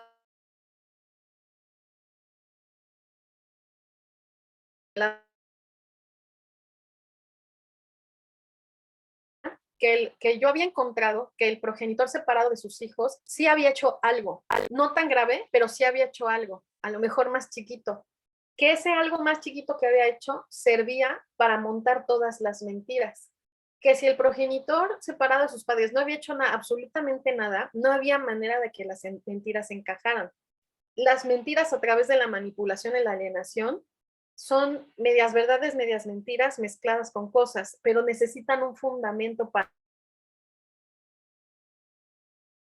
poder enganchar. Pongo un ejemplo. Una pareja que están muy contentos, se separan, porque es como un caso como clásico, ¿no? El señor empieza a andar con su secretaria, la señora se entera, lo corre de la casa, y en un periodo de 5 días, la señora, pues en el despecho y todo, se sale a tomar, ¿cómo? Ok, ahorita me regreso, termino este comentario y ahorita le contesto. Empieza a salirse con las amigas, empieza a llegar tarde, así, 5 días, 5 días. No faltó ningún día a su casa. Entonces las niñas le hablan al papá y le dicen, mi mamá no ha estado en la casa, mi mamá se sale, mi mamá se va con las amigas, ven por nosotros. Ahí va el papá por las niñas. Y entonces se las lleva, llegan a la casa de la abuela y la abuela les dice, es que yo les tengo que decir la verdad. La verdad es que su mamá siempre ha sido así. Siempre se lo hace. Pero su mamá siempre ha sido así. Y como su papá estaba en la casa, entonces su mamá se portaba bien. Pero ahora que su papá ya no está en la casa, entonces ahora su mamá se porta como realmente es. Tómela, ¿no? Empieza a entrar. Las mentiras entran cuando se engarzan con una realidad, aunque sea corta. Tiene que haber algo en donde poder enganchar las mentiras. Entonces las niñas empiezan a dudar. ¿Será que sí? ¿O no? ¿O cómo? Es que sí está bien raro, ¿no? Y ahí va. Y ahí se empiezan a enganchar todas estas campañas de desprestigio, que en la alienación no es solamente uno el que aliena a todo el clan, aliena a toda la familia, ¿no? Yo digo aquí que es como, hasta escribí un artículo de eso, le puse como el síndrome de la abuela malvada, ¿no? Porque hay abuelas que verdaderamente son tremendas y tienen una cuestión bien rara. Miren, casi siempre la lógica es la siguiente, no fueron buenas mamás, y no hicieron bien las cosas con sus hijos en directo. Pero cuando llegan los nietos, como que les da así como un transforme en su cabeza y quieren que sus nietos sean sus hijos. Como si quisieran reivindicar su papel insano, mal hecho ahí. Y entonces se quieren adjudicar a los nietos. Y las vemos en los juzgados, que ya están apoyando a sus pimpollos y todo. Y no, sí, esa mala mujer. Y uy, no, las vemos ahí como súper rudas. Y entonces tienen una mente como bien distorsionada respecto a los nietos, se los quieren adjudicar como los hijos. Y como el hijo no ha recibido tanto cariño y tanto afecto de esa figura y empieza a recibir cariño a partir de los hijos, pues es como que imagínense, ¿no? Acuérdense, todo va funcionando desde las heridas, como de aquí soy, mi mamá ya me quiere, ¿no? Y les entregan casi a los niños como si fueran un tributo, ¿no? Sí, mamita, ¿verdad que sí me quieres? Aquí está, como que para que me quieras. Y adiós, ¿no? Y entonces estas mamás que han tenido como esto mal puesto, echan a andar toda una maquinaria, pues de envolver, y son figuras muy, muy dañinas en los escenarios de alienación, muy, muy dañinas, ¿no? Y empiezan de, dime mamá, ¿no? Porque yo te estoy cuidando, dime mamá. Oye, pero mi mamá, no, pero esa no es buena mamá. Yo sí soy buena, dime mamá. Yo ya cuando escucho, dime mamá, a mí ya se me derrite algo, ¿no? O sea, yo digo, ay, no, por favor, una abuela malvada. Porque al final es eso. Yo como que no creo que haya puntos muy intermedios en cuanto a las abuelas. O son buenas abuelas, amorosas, cálidas y así consentidoras, o son malvadas. Yo como que no encuentro, no sé si mi punto de vista está sesgado, pero no encuentro territorios intermedios. Y entonces, estas figuras son muy alienantes, son sumamente alienantes, porque además traen como todos sus rollos de vida, los propios, más todo lo que les colocan a los nietos, ¿no? Y empiezan a bombardear. Pam, pam, pam, pam, pam. Al final, todo lo que tienes que hacer para que un niño deje de amar a la persona que más ama. Lo tienes que desprestigiar terriblemente, ¿no? Tienes que decir muchas cosas, pero de verdad es que tiene que haber un escenario, aunque sea chiquito de realidad, donde pueden montar todas esas mentiras. Esa parte yo no la he visto todavía en la literatura, pero sí la he visto muchas veces repetida en la realidad, que existe este pedacito en donde enganchan las mentiras. Les digo que en una conferencia de la doctora Asunción Tejedor, ya yo iba bien contenta porque era una conferencia de los centros, una convención nacional de centros de convivencia, y yo salgo con mi pregunta, oiga doctora, ¿ha visto esto y esto y esto? Y bueno, se superan. Me dijo, no, de ninguna manera, ¿cómo crees? Son víctimas absolutas, ¿cómo se te ocurre? ¿No? Se super molestó. Pero afortunadamente ya después, todas las demás de los centros de convivencia, las psicólogas que supervisan, me dicen, oye, sí nos hemos dado cuenta de eso, sí tienes razón. Fíjate que dije, ok, o sea, ok, sí lo vemos en la realidad, ¿no? Sí lo vemos en el escenario real. Definitivamente no podías tú desprestigiar una figura que no tiene posibilidad de desprestigio, no se podría. Les digo, aunque es un periodo chiquito, pero tiene que haber algo ahí. Entonces, bueno, se genera toda esta maquinaria. Primero los niños empiezan a tener dificultades para poder seguir en el proceso de convivencias con el otro progenitor. Pero ya una vez que están ahí, ya se les pasa y ya están normal. Como que les hablan feo cuando se van a ir a la convivencia, como para quedar bien del otro lado. Pero ya que están en la convivencia, conviven perfectamente bien y no pasa absolutamente nada. Pero conforme la alienación va avanzando, pues se van metiendo con otras cosas, les van diciendo, ya tiene otra pareja y entonces ya no te quiere a ti, ya quiere al otro. O ya hay otros niños y ya los quiere a ellos, no te quiere a ti. Y empiezan a enseñarles más escenarios de desplazamiento. Empiezan a evitar que tengan comunicación e información sobre cuestiones médicas, los cambian de escuelas. O sea, el padre separado o el progenitor separado ya no tiene información de absolutamente nada y la convivencia va siendo más difícil y ya va habiendo reacciones exageradas de los niños. O sea, ya hay una reacción así de que les dicen, vamos a convivir, y gritan, lloran, patalean y se ponen en una cosa como súper, súper, súper exagerada. Más avanzado el asunto, ya no es necesario decirles nada, ya están absolutamente envenenados los niños y entonces ellos solitos ya no quieren nada y ya odian y ya no hay nada que decir, ¿no? O sea, ya es así un escenario en donde ya la alienación ha llegado a un nivel espantoso. Yo he visto unas cosas en los juzgados que de veras que yo sé que muchos de ustedes las han visto también, que tenemos 10,000 historias aquí, que yo digo, ¿es en serio? Una vez iba entrando a un juzgado y veo así un niño que estaba así en medio y había como, no sé, 6 integrantes de una familia y le estaban poniendo escapularios y todo, y que el demonio no se acerque, y no sé qué, no sé cuánto. Yo como no iba entrando, dije, ¿qué onda? Y le dijo a la secretaria de Coros, oiga, ¿es el niño de la audiencia? Y me dice, sí, yo pues como que tráigaselo algo porque lo están como exorcizando, no sé qué está pasando ahí, ¿no? Pues el niño entró diciendo, mi mamá es el diablo, ¿no? Pues después de todo eso, pues yo también hubiera dicho lo mismo, ¿no? Mi mamá es el diablo y es que no sé qué. Pues sí, claro. Después de que hicieron así su sesión acá de todo, no, claro que sí, por supuesto. Entonces, la alienación el tiempo nos corre en contra. Mientras más tiempo pase, más profunda va a ir siendo y más complicada va a ir siendo. Ahora, ¿cuáles son las consecuencias? Los niños empiezan a tener muchos problemas, empiezan a presentar trastornos de conducta. Los trastornos de conducta nos dice el Manual de Enfermedades Mentales, el DSM-5, que ya está por salir la versión revisada en este año. Nos dice que los niños empiezan a ser groseros, empiezan a tener riñas con otros niños, empiezan a comportarse de manera negativa, a ir en contra de la autoridad, así, ¿no? Empezamos a encontrarnos esta cuestión. Otra posibilidad es el trastorno desafiante oposicionista. En este, los niños no son agresivos en general. En este, los niños son agresivos solo con las figuras de autoridad. Muchas veces nos hemos encontrado estos trastornos desafiantes oposicionistas cuando no les permiten ver al progenitor que tanto quieren. Yo me acuerdo de un niño que convivía, yo no entendía por qué era una convivencia supervisada. El niño convivía perfecto con su papá, perfecto, era una convivencia tan bonita que tenían. Amaba al papá, lloraban muchísimo los dos y se abrazaban, pues porque no se veían una vez a la semana, 2 horas, ¿no? Y entonces era así como que fuerte para ellos el llegar, y ya súper jugaban, encima súper bien, y decía, bueno, ¿dónde está aquí el peligro? ¿Por qué no pueden convivir? O sea, yo como que no entendía, ¿no? ¿Qué era lo que pasaba? Y bueno, como los informes de convivencia iban bien, ya a los 3 meses yo dije, no, pues ya pueden estar afuera, no hay ningún problema, el vehículo está perfecto, no hay razón para que estén aquí. La mamá empezó a decir que el niño estaba mal y que el niño estaba enfermo, junto con una psicóloga que se prestó para el caso. A mí me da mucha pena decir esto, pero los profesionales se prestan a muchas cosas.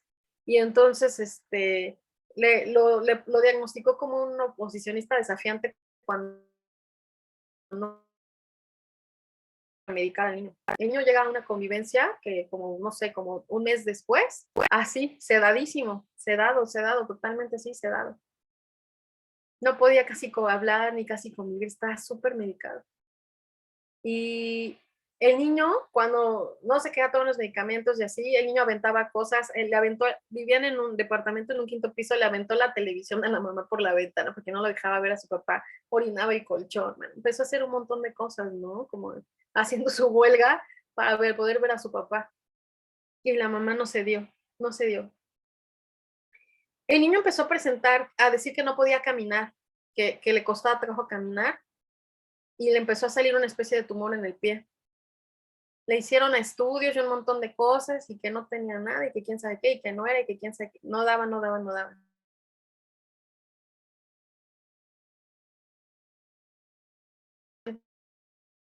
Y me acuerdo que la mamá llegó y me dijo, Esther, ¿qué hago? Ya llorando y desesperada. Déjalo convivir con su papá. El niño se está enfermando porque no lo dejas convivir con su papá. Yo no sé de por qué estás tan enojada con él. No me sé la historia, por favor, siéntate y cuéntame, pero por favor, déjalo convivir con su papá. Cuando el niño vio a su papá, pues el niño estaba súper delgado, el niño estaba con este problema en el pie, ¿no? O sea, mal. El niño empieza a convivir con él.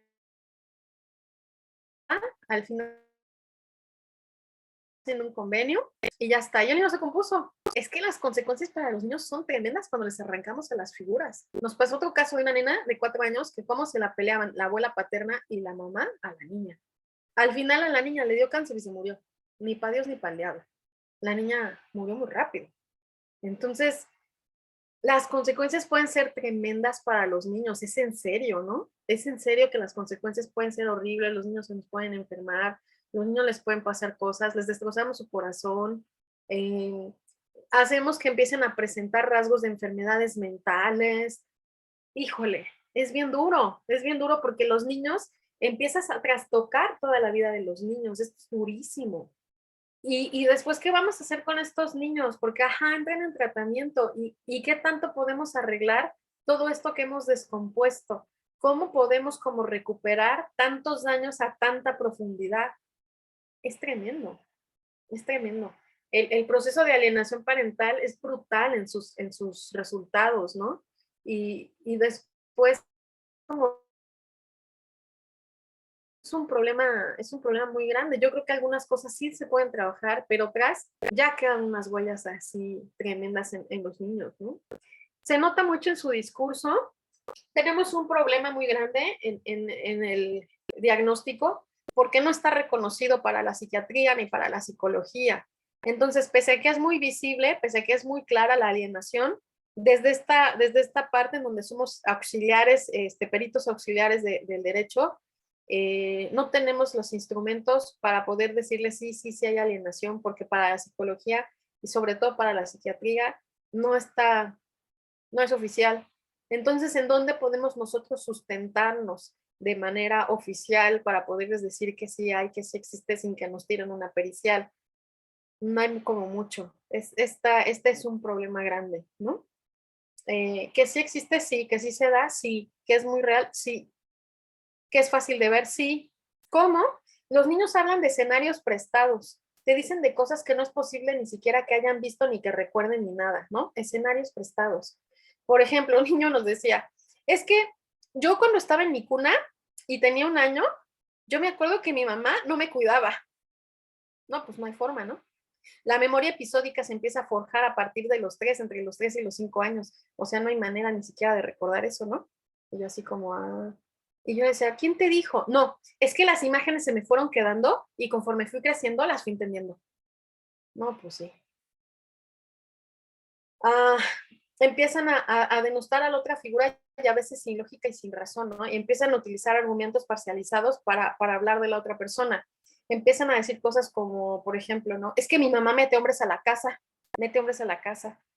Ok, ¿y cómo es que son estos hombres, no? Siempre hay que preguntarles todo a los niños porque de repente nos podemos asustar. ¿Saben qué pasaba al final? Es que estaba la señora construyendo la barda de atrás de la casa y los hombres que entraban eran albañiles. Eso era lo que pasaba. Pero él decía, entran hombres a la casa, muchos hombres a la casa.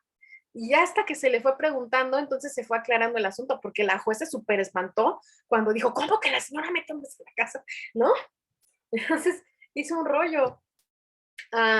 Empiezan a tener errores de juicio, empiezan a hablar cosas en sus discursos y a sostenerlo como verdad cuando son ilógicas. Me acuerdo mucho, es que de veras que este niño de la cuna decía, es que mi papá me quiere mucho y me cuida mucho, y entonces, y ese mismo niño que la mamá metió hombres a la casa, es que justo es el mismo caso, da para tanto ese. Decía que él, papá iba por él a la escuela para que comiera porque si no la mamá no le daba de comer. Y que entonces él salía de la escuela a las 3 de la tarde, pero que comía diario con el papá a las 2 de la tarde. Entonces yo le decía, ok, entra tu papá a la escuela para que coman juntos o tú sales temprano para que coman. No, salgo a las 3, pero comemos juntos a las 2. Y yo, y vuelvo a preguntar, ¿no? A ver, ¿cómo? O sea, si tú sales a las 3, ¿cómo es que comes a las 2 y a las 2 es antes? Por eso te digo, que yo salgo a las 3, pero como con mi papá a las 2. Bueno, entonces hay errores en la lógica, ¿no? O sea, y por más que se los trates de decir y de enseñárselos, no los ven. Hay una cuestión separada, ¿no? Uno de los progenitores es bueno, como el pan más bueno que nada, y el otro es malo, malo de Malolandia, ¿no? Hay esta visión polarizada absolutamente de los progenitores. Entonces esta visión tan polarizada de los progenitores no puede ser real, ¿no? Finalmente, este es otro de nuestros escenarios, nuestras visiones absolutamente polarizadas. Se habla mal no solo del progenitor separado, sino de toda su familia, de todos sus amigos, de todo lo que tenga que ver y toda persona que esté relacionada y vinculada con él. Entonces son malos él y todos los suyos. Es como por mí, por todos mis compañeros, pues así, pues aquí en contra, ¿no? Son malos él y todos los demás, todas las personas que tengan que ver, todas están mal, todos están mal. Ya no quieren ver a los abuelos, ya no quieren nada con los tíos, ya no quieren nada con nadie, y aunque sean personas que ellos querían y que amaban mucho, ya no quieren saber nada de ellos, porque ha habido un proceso en donde caben ahí todos y todos son malos y todo va para mal. Psicóloga, sí. Yo quisiera intervenir, pero por ejemplo, ¿cómo podemos evitar? Porque, por ejemplo, o sea, los hijos, al final, o sea, de lo que se trata es de que convivan con los dos padres, pero ¿cómo podemos evitar que al final esa convivencia sea dañina? Porque un padre también está generando violencia ahora contra el hijo. Entonces, o sea, sí tienen la convivencia y todo, pero un padre está generando violencia. ¿Cómo la evitamos? Sí, justo está generando violencia. y está distorsionando la realidad del niño, ¿no? Está generando un proceso como súper fuerte. Es que yo siento que tendríamos que irnos a los territorios de maltrato psicológico. Los territorios de maltrato tienen mucho más soporte técnico, mucho más soporte desde la OMS y desde todos lados. De esos escenarios de maltrato, que sí lo son, porque es un maltrato psicológico al final, eso no estamos hablando de realidad, pero porque si no nos metemos como en un trabucle, si hablamos de alienación, aunque sí lo es, ¿no? Y sí es violencia, pero necesitaríamos entonces hablar de maltrato, para que podamos hablar de toda esta manipulación. La importancia que es de convivir con un padre y con el otro, ¿no? O sea, y que convivan. Y ok, o sea, tú permites la convivencia, pero tú te estás dando cuenta que al final esa convivencia está generando violencia. Los niños, o sea, no es que regresen contigo violentos, pero te platican y te das cuenta que el papá, o sea, está siendo agresivo con ellos. Sí. Entonces, ¿cómo lo evitas? Porque tú ya no estás allá para defenderlos. O sea, ¿qué hacemos con ellos? Bueno, si estamos hablando ya del territorio de padres e hijos, sin el aparato jurisdiccional, es que hay que ir hablando con ellos. Está muy difícil porque los niños los quieren a los dos y porque los niños van a escuchar a las dos partes, ¿no? Entonces está muy difícil.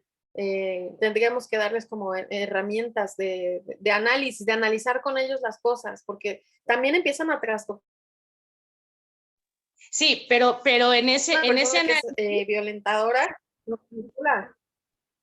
Ajá, sí, pero en ese análisis se trata de que tu hijo entienda que al final el papá es así, que tiene que él darse cuenta que es el papá, pero el que sea su papá no quiere decir que esté bien las conductas que está teniendo y todo eso. Pero en ese análisis, o sea, ¿cómo le hacemos ver al niño que o sea, no es que tú estés hablando mal del padre, porque él lo está viendo, ¿no? Pero ¿cómo no caer en esa parte de que tú lo estés alienando, sino que él se dé cuenta que el papá es así? Pero también puede haber errores de juicio por parte del niño, ¿no, doctora? Porque al final también el niño quiere a los dos progenitores, eso sin duda, quiere a los dos, pero empieza a haber esa separación de ellos y ellos son los más afectados, pero yo he visto casos de que la madre, ¿sabes qué? No dejó ver al padre el niño quiere al padre y al final del día dice, y justifica, es que tiene otra pareja, tiene otros hijos, es maltratado, y realmente quién sabe si realmente esté maltratado, ¿no? Porque puede ser que también el niño eso sienta porque tiene otros hijos, que pueda llegar a tener otros hijos, pero realmente pues tendríamos que estar ahí o cómo checar que lo que también dice el niño sea la verdad. No, sí se nota cuando el niño te dice la verdad.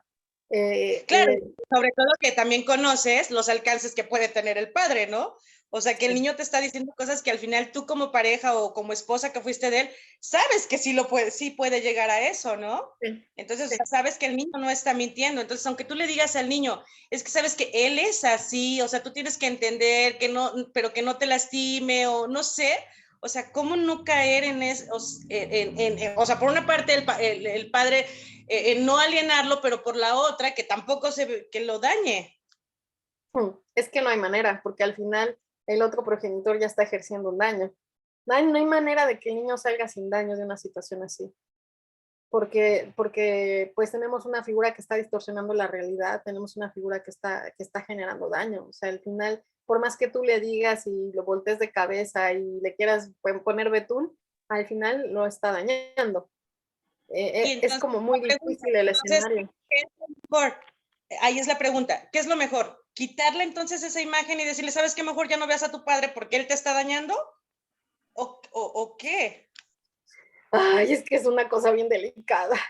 Sí, o sea, ¿qué va a hacer más daño? ¿Que deje de ver al papá o que lo vea y reciba violencia del papá? ¿No? Exacto, porque además es una violencia que está como un poco velada, o sea, que de repente, porque es a través de la manipulación, no es una violencia tan explícita, ¿no? Y esto porque es lo que... tú le puedes decir al niño, ¿sabes qué? Es que tú dile a tu papá que te hace el daño, que no te gusta, que todo esto, pero al final, o sea, ya hay un daño, ¿no? O sea, pero ¿cómo? O sea, el niño ya no, o sea, que enseñarle al niño que ponga límites, sí, incluso con su padre, ¿no? Pero pues al final el padre ya está dañado, o sea, ¿cómo lo evitamos? Es que no se puede evitar, o Es que en sea, una separación hay un daño, ya es un daño. Una separación es un daño. No hay niño que no diga que esté contento porque sus padres estén separados. sí, pero Pero esta entonces, ¿cómo circunstancia es hacemos distinta, para ¿no? que el niño sea menos dañado?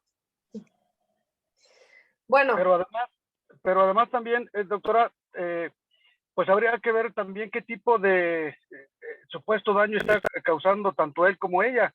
Yo, por ejemplo, hablo con mis hijas y siempre les comento, tanto tu mamá como yo podemos tener algún tipo de error, o tenemos muchos errores. Siempre trata de copiar lo bueno, lo positivo, no lo negativo, porque también es complicado. A veces lo que a mí no me parece bien, para otras personas sí está muy bien, y eso es viceversa. Entonces, a veces también, pues como ir dándole un juicio, que como que ellos son los árbitros, ¿no? Que vayan viendo qué es lo bueno de uno, qué es lo negativo, y bueno, pues tratar de que lo negativo lo vayan haciendo a un lado y que vayan, pues, acoplándose a las cosas positivas, porque también eso es muy complejo, doctora. Pero es que el niño al final se va adaptando a lo que tiene. Y entonces nosotros como padres, o sea, somos esos orientadores y para él, o sea, si va creciendo en ese nicho, para él, o sea, el recibir violencia va a ser algo normal, ¿no? sí, Porque lo está viendo, esa violencia viene de su padre, entonces él la viene viendo como algo o lo va tomando como algo normal, cuando en realidad va al lado de la figura de la mamá y la violencia no es normal. Pero entonces, o sea, ¿cómo equilibras al niño para que lo vea? es que, o sea, lo más que puedes hacer es explicarle al niño, es que el niño vea que claro que la figura es así, que le quede claro que a lo mejor es que la figura está enojada, y que al final eso es lo que hay. O sea, nosotros tenemos que dar principio de realidad para los niños. O sea, lo que ves escenario, ¿no? Yo platicaba apenas con un niño que tiene un padre intermitente, ¿no? Va y viene en la convivencia y así, y le habla mal de la mamá, eso hace, en lo poquito que convive, le habla mal de la mamá, y entonces me dice, es que yo lo quiero y lo quiero ver, pero me habla mal de mi mamá, y le dije, mira, tu papá es así, tu papá está enojado, tu papá viene y va, tu papá no puede ser estable ni regular, pero tú lo quieres, eso es lo que hay, así es. ¿Qué te queda razón en el amor que le tienes a tu mamá? Y pues ni modo, es la opinión de tu papá. ¿Y qué hacemos? Es el tipo de opiniones que tu papá da porque tu papá está enojado, tu papá no ha trascendido la situación, no ha trascendido la relación, ¿no? Y pues muchas cosas, de repente le dices, es que yo no vengo a verte porque tu mamá no me deja, y pues la mamá no le impide la convivencia, la mamá sí ven cuando quiera, ¿no? Entonces es como tampoco te le pongas enfrente a tu papá de, no es cierto, mi mamá sí te deja, porque tampoco te puedes poner ahí, no puedes poner al niño a que se pelee con el progenitor porque está en desventaja, ¿no? Yo le digo, ya sabes que sí es tu papá, ¿no? Entonces, esa parte déjala ahí, convive lo más que puedas con él, los comentarios que te hagan negativo, guárdalos acá, tú sabes que él está enojado, sabes que él tiene eso que no ha podido trabajar y resguárdalo aquí, ¿no? Que no sea algo que te haga daño hacia el cariño con tu mamá, ¿no? Tú tienes que poder resguardar el cariño que tienes hacia tu mamá. ¿Qué más podemos hacer? O sea, al final es así, porque además el niño es de yo quiero ver a mi papá, yo quiero a mi papá, yo necesito a mi papá. Está muy complicado el escenario, muy complicado.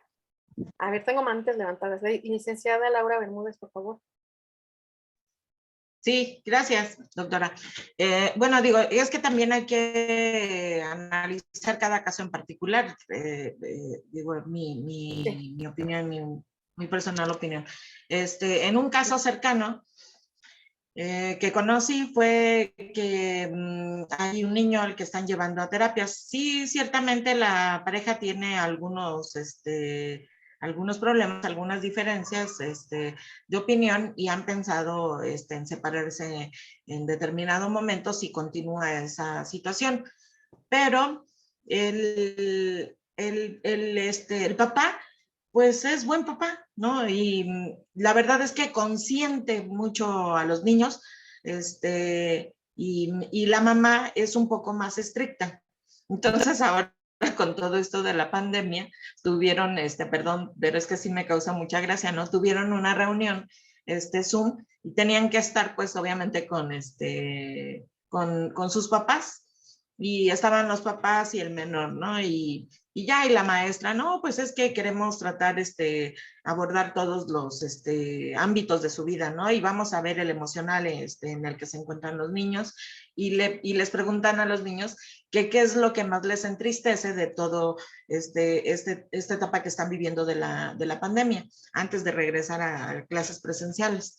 Y entonces este niño se pone a llorar y le dice, es que lo que más me duele, dice, es que mi papá me pega. Y ya ahí hubo un silencio así, y ni la profesora no supo cómo reaccionar o qué decir en ese momento. Y ya nada más le dijo, no, pues es que vamos a tratar de platicar de manera particular con ustedes, pero además que otras cosas, ¿no? Son las que suceden. Y tuvieron una reunión precisamente con el niño, pues para ver de qué se trataba. Y la verdad es que él nunca le ha pegado, ¿no? Ni así nada, ¿no? Entonces dice, sí, dice, oye, dice, pero, y el papá se puso a llorar, ¿no? Y dice, pues es que no sé qué esté pasando. Y ya cuando va, como siempre lo consiente mucho, en la medida de lo posible, y ya están platicando con la maestra, y una psicóloga de la escuela, y le dice, no, es que mi papá me hizo así. Y entonces para él fue así como ¿no?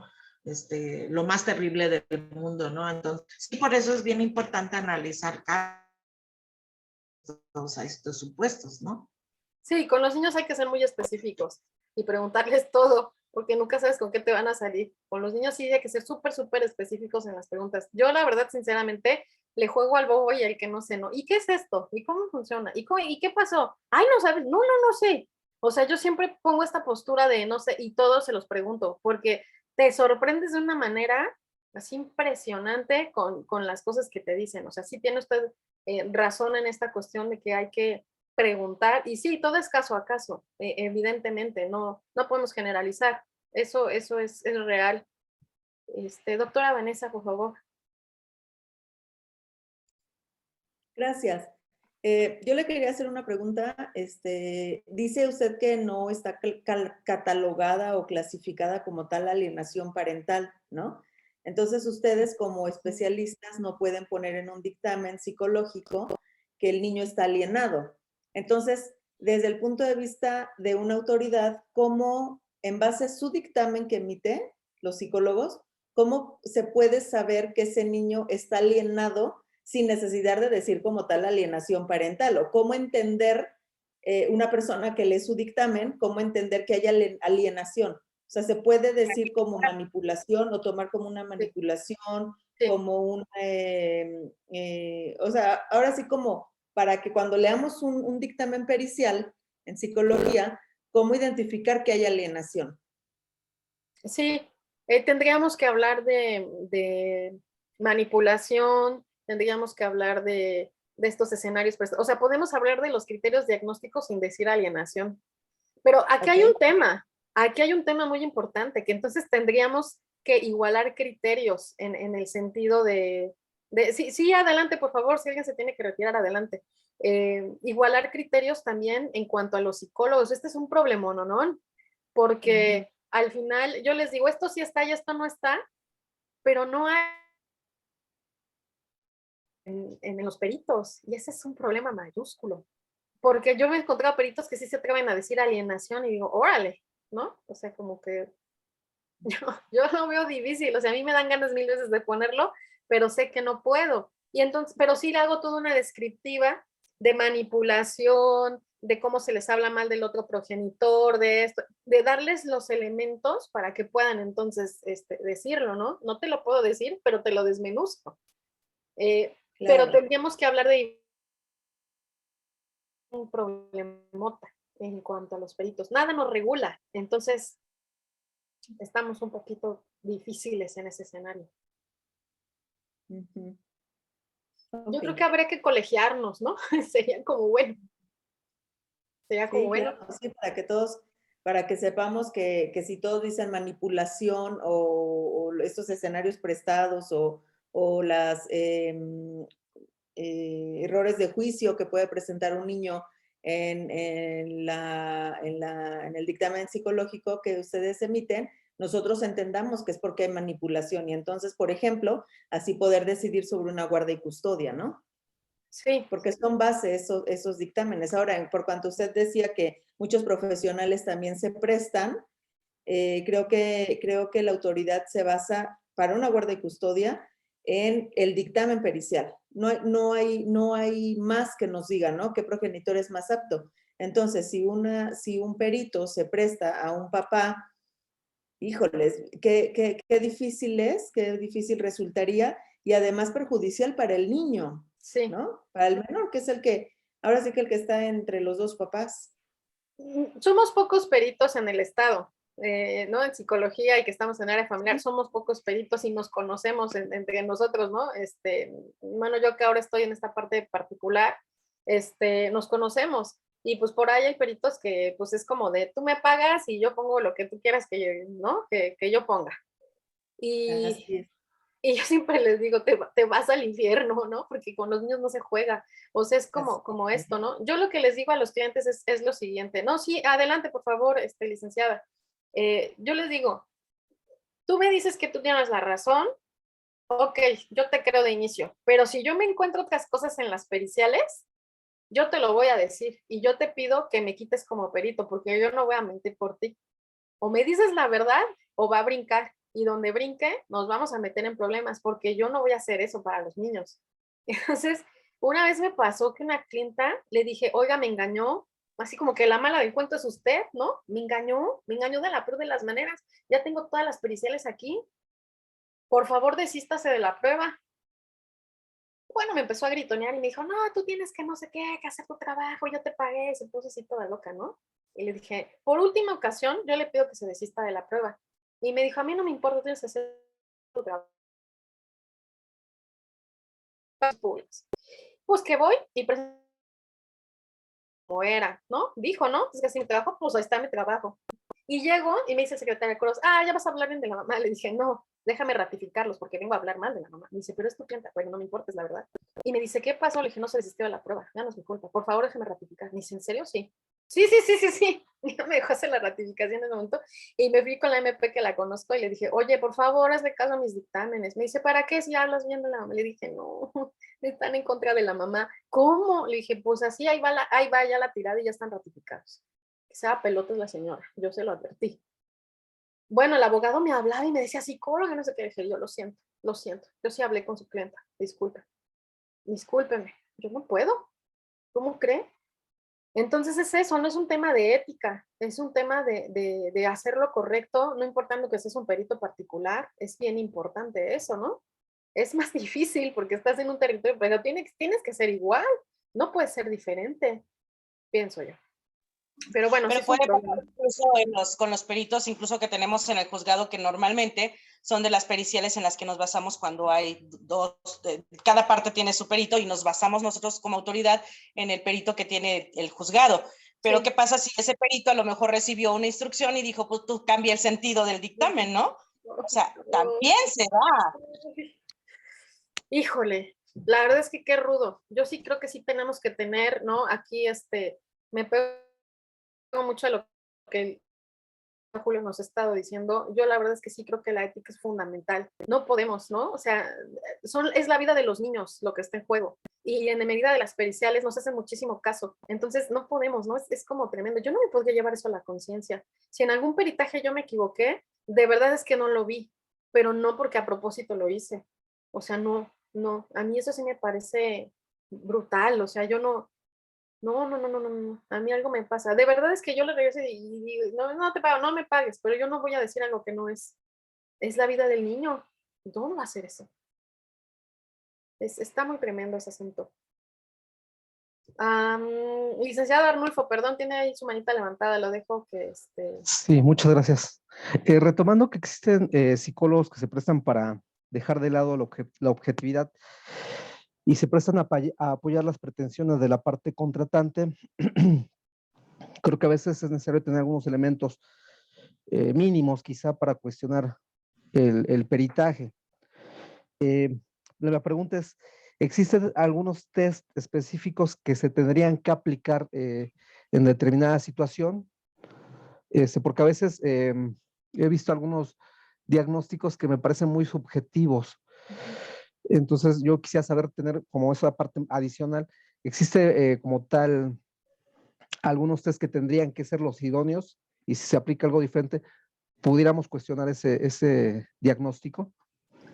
Bueno, estamos entrando en otro territorio, en el territorio Sí. pericial, pero realmente la aplicación de las pruebas psicométricas quedan a criterio del psicólogo, porque tenemos que considerar edad, escolaridad, capacidad de entendimiento, muchas cosas para formar la batería de pruebas que nosotros tenemos que aplicar. Aquí, más que las pruebas que se eligen, la consistencia en la evaluación es lo que se necesita.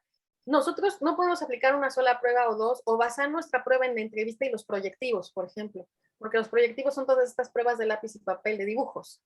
Si lo hacemos así, no tenemos la fuerza suficiente. La batería tiene que tener un instrumento estructurado, o sea, de verdadero o falso, o semiestructurado a completar, más las pruebas proyectivas, más la entrevista. Yo inclusive he visto dictámenes sin entrevista, que eso está tremendo.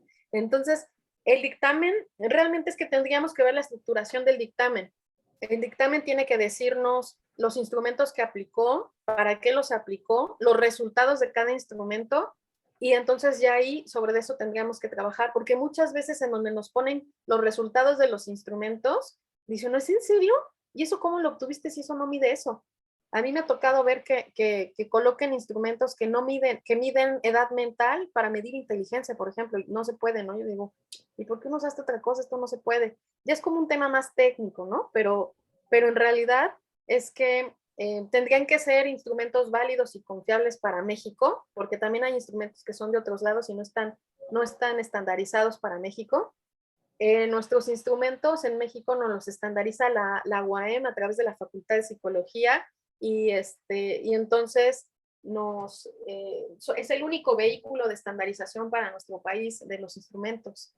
Hay instrumentos que a lo mejor pueden ser interesantes, pero nada más están validados en un estado. Por ahí hay una escala de comportamiento antisocial que la hicieron en Yucatán y solamente está validada para Yucatán, no para el resto del país. Cosas así, ¿no? Ya son detalles técnicos, pero en realidad es que tiene que ser una batería de pruebas para que tenga consistencia. Lo va a ver usted en los resultados, ¿no? Que lo que vierte en la entrevista pues sea lógico y sea coherente, y lo que los instrumentos le van dando tienen que ir sobre el mismo sentido, tiene que haber coherencia en todo. O sea, si aquí me salió esto, como digo yo siempre, ¿no? Si tiene plumas, tiene pico, tiene patas, ya sé cuál que es un pato. O sea, en las pruebas te tiene que ir botando la misma información que te botó en la entrevista, tiene que haber esa congruencia. Las pruebas sirven para darle soporte a la entrevista, y tiene que existir este proceso de congruencia. Pero hay una variedad grande de instrumentos que se utilizan, porque no hay instrumentos propios para las periciales, para la área forense en derecho familiar, sino que las tomamos de la parte clínica, de la psicología clínica, y son los que nosotros utilizamos. A últimas fechas se han surgido algunos instrumentos específicos, pero realmente son pocos. Entonces, va mucho a criterio del psicólogo. No sé si mi respuesta fue terrible, porque es la verdad, pero no le contesté. Muchas gracias. Sí, bueno, creo que ya se nos fue el tiempo. Mil disculpas que ya me seguí así como gordo en tobogán, discúlpenme. Maestra, ya los dejo descansar, mándenme. Maestra, perdón el atrevimiento. Hay algunos compañeros que por cuestiones laborales y otros porque se desconectó su computadora o la línea, sí, se tuvieron que retirar. Sí, he ido leyendo. Ok, perfecto. Sí, no muchas se preocupe. Gracias. Muchas gracias. Sí, yo entiendo perfecto. Pues gracias. Les agradezco muchísimo su presencia. La verdad es que es un grupo bien agradable. Muchísimas gracias porque participan y todo. Estoy encantada. Es un grupo fabuloso. Me encantaría tenerlos en presencial. Yo creo que eso va a estar súper bonito. Pero bueno, pues nada más estamos aquí por la pantalla, ¿verdad? Que tengan...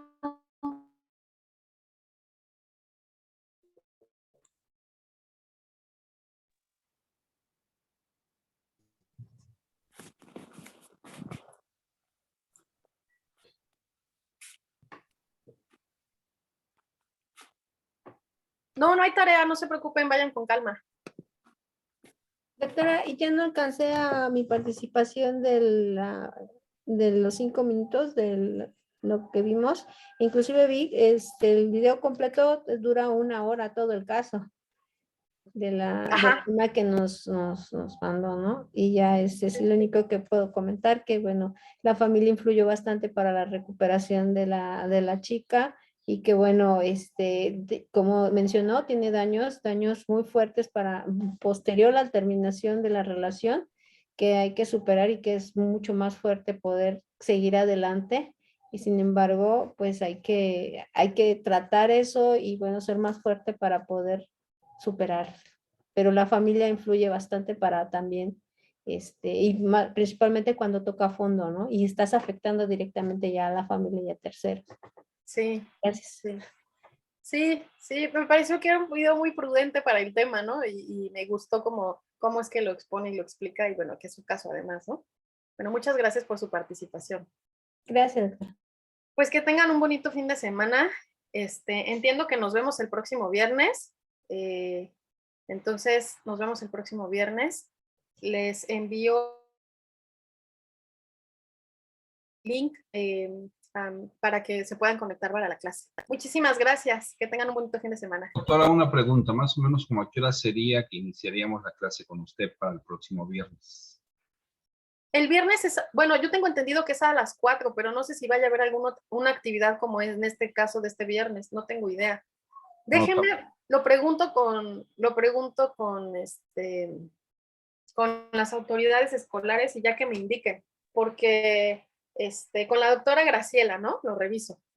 A ver qué indicación me da y si quiere ya les mando un mensaje.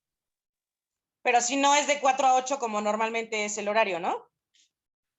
Sí, aunque la instrucción que yo tengo es que no sea todo de clase, que sean 2 horas y media de clase y que se deje una actividad. Esa es la instrucción que yo tengo.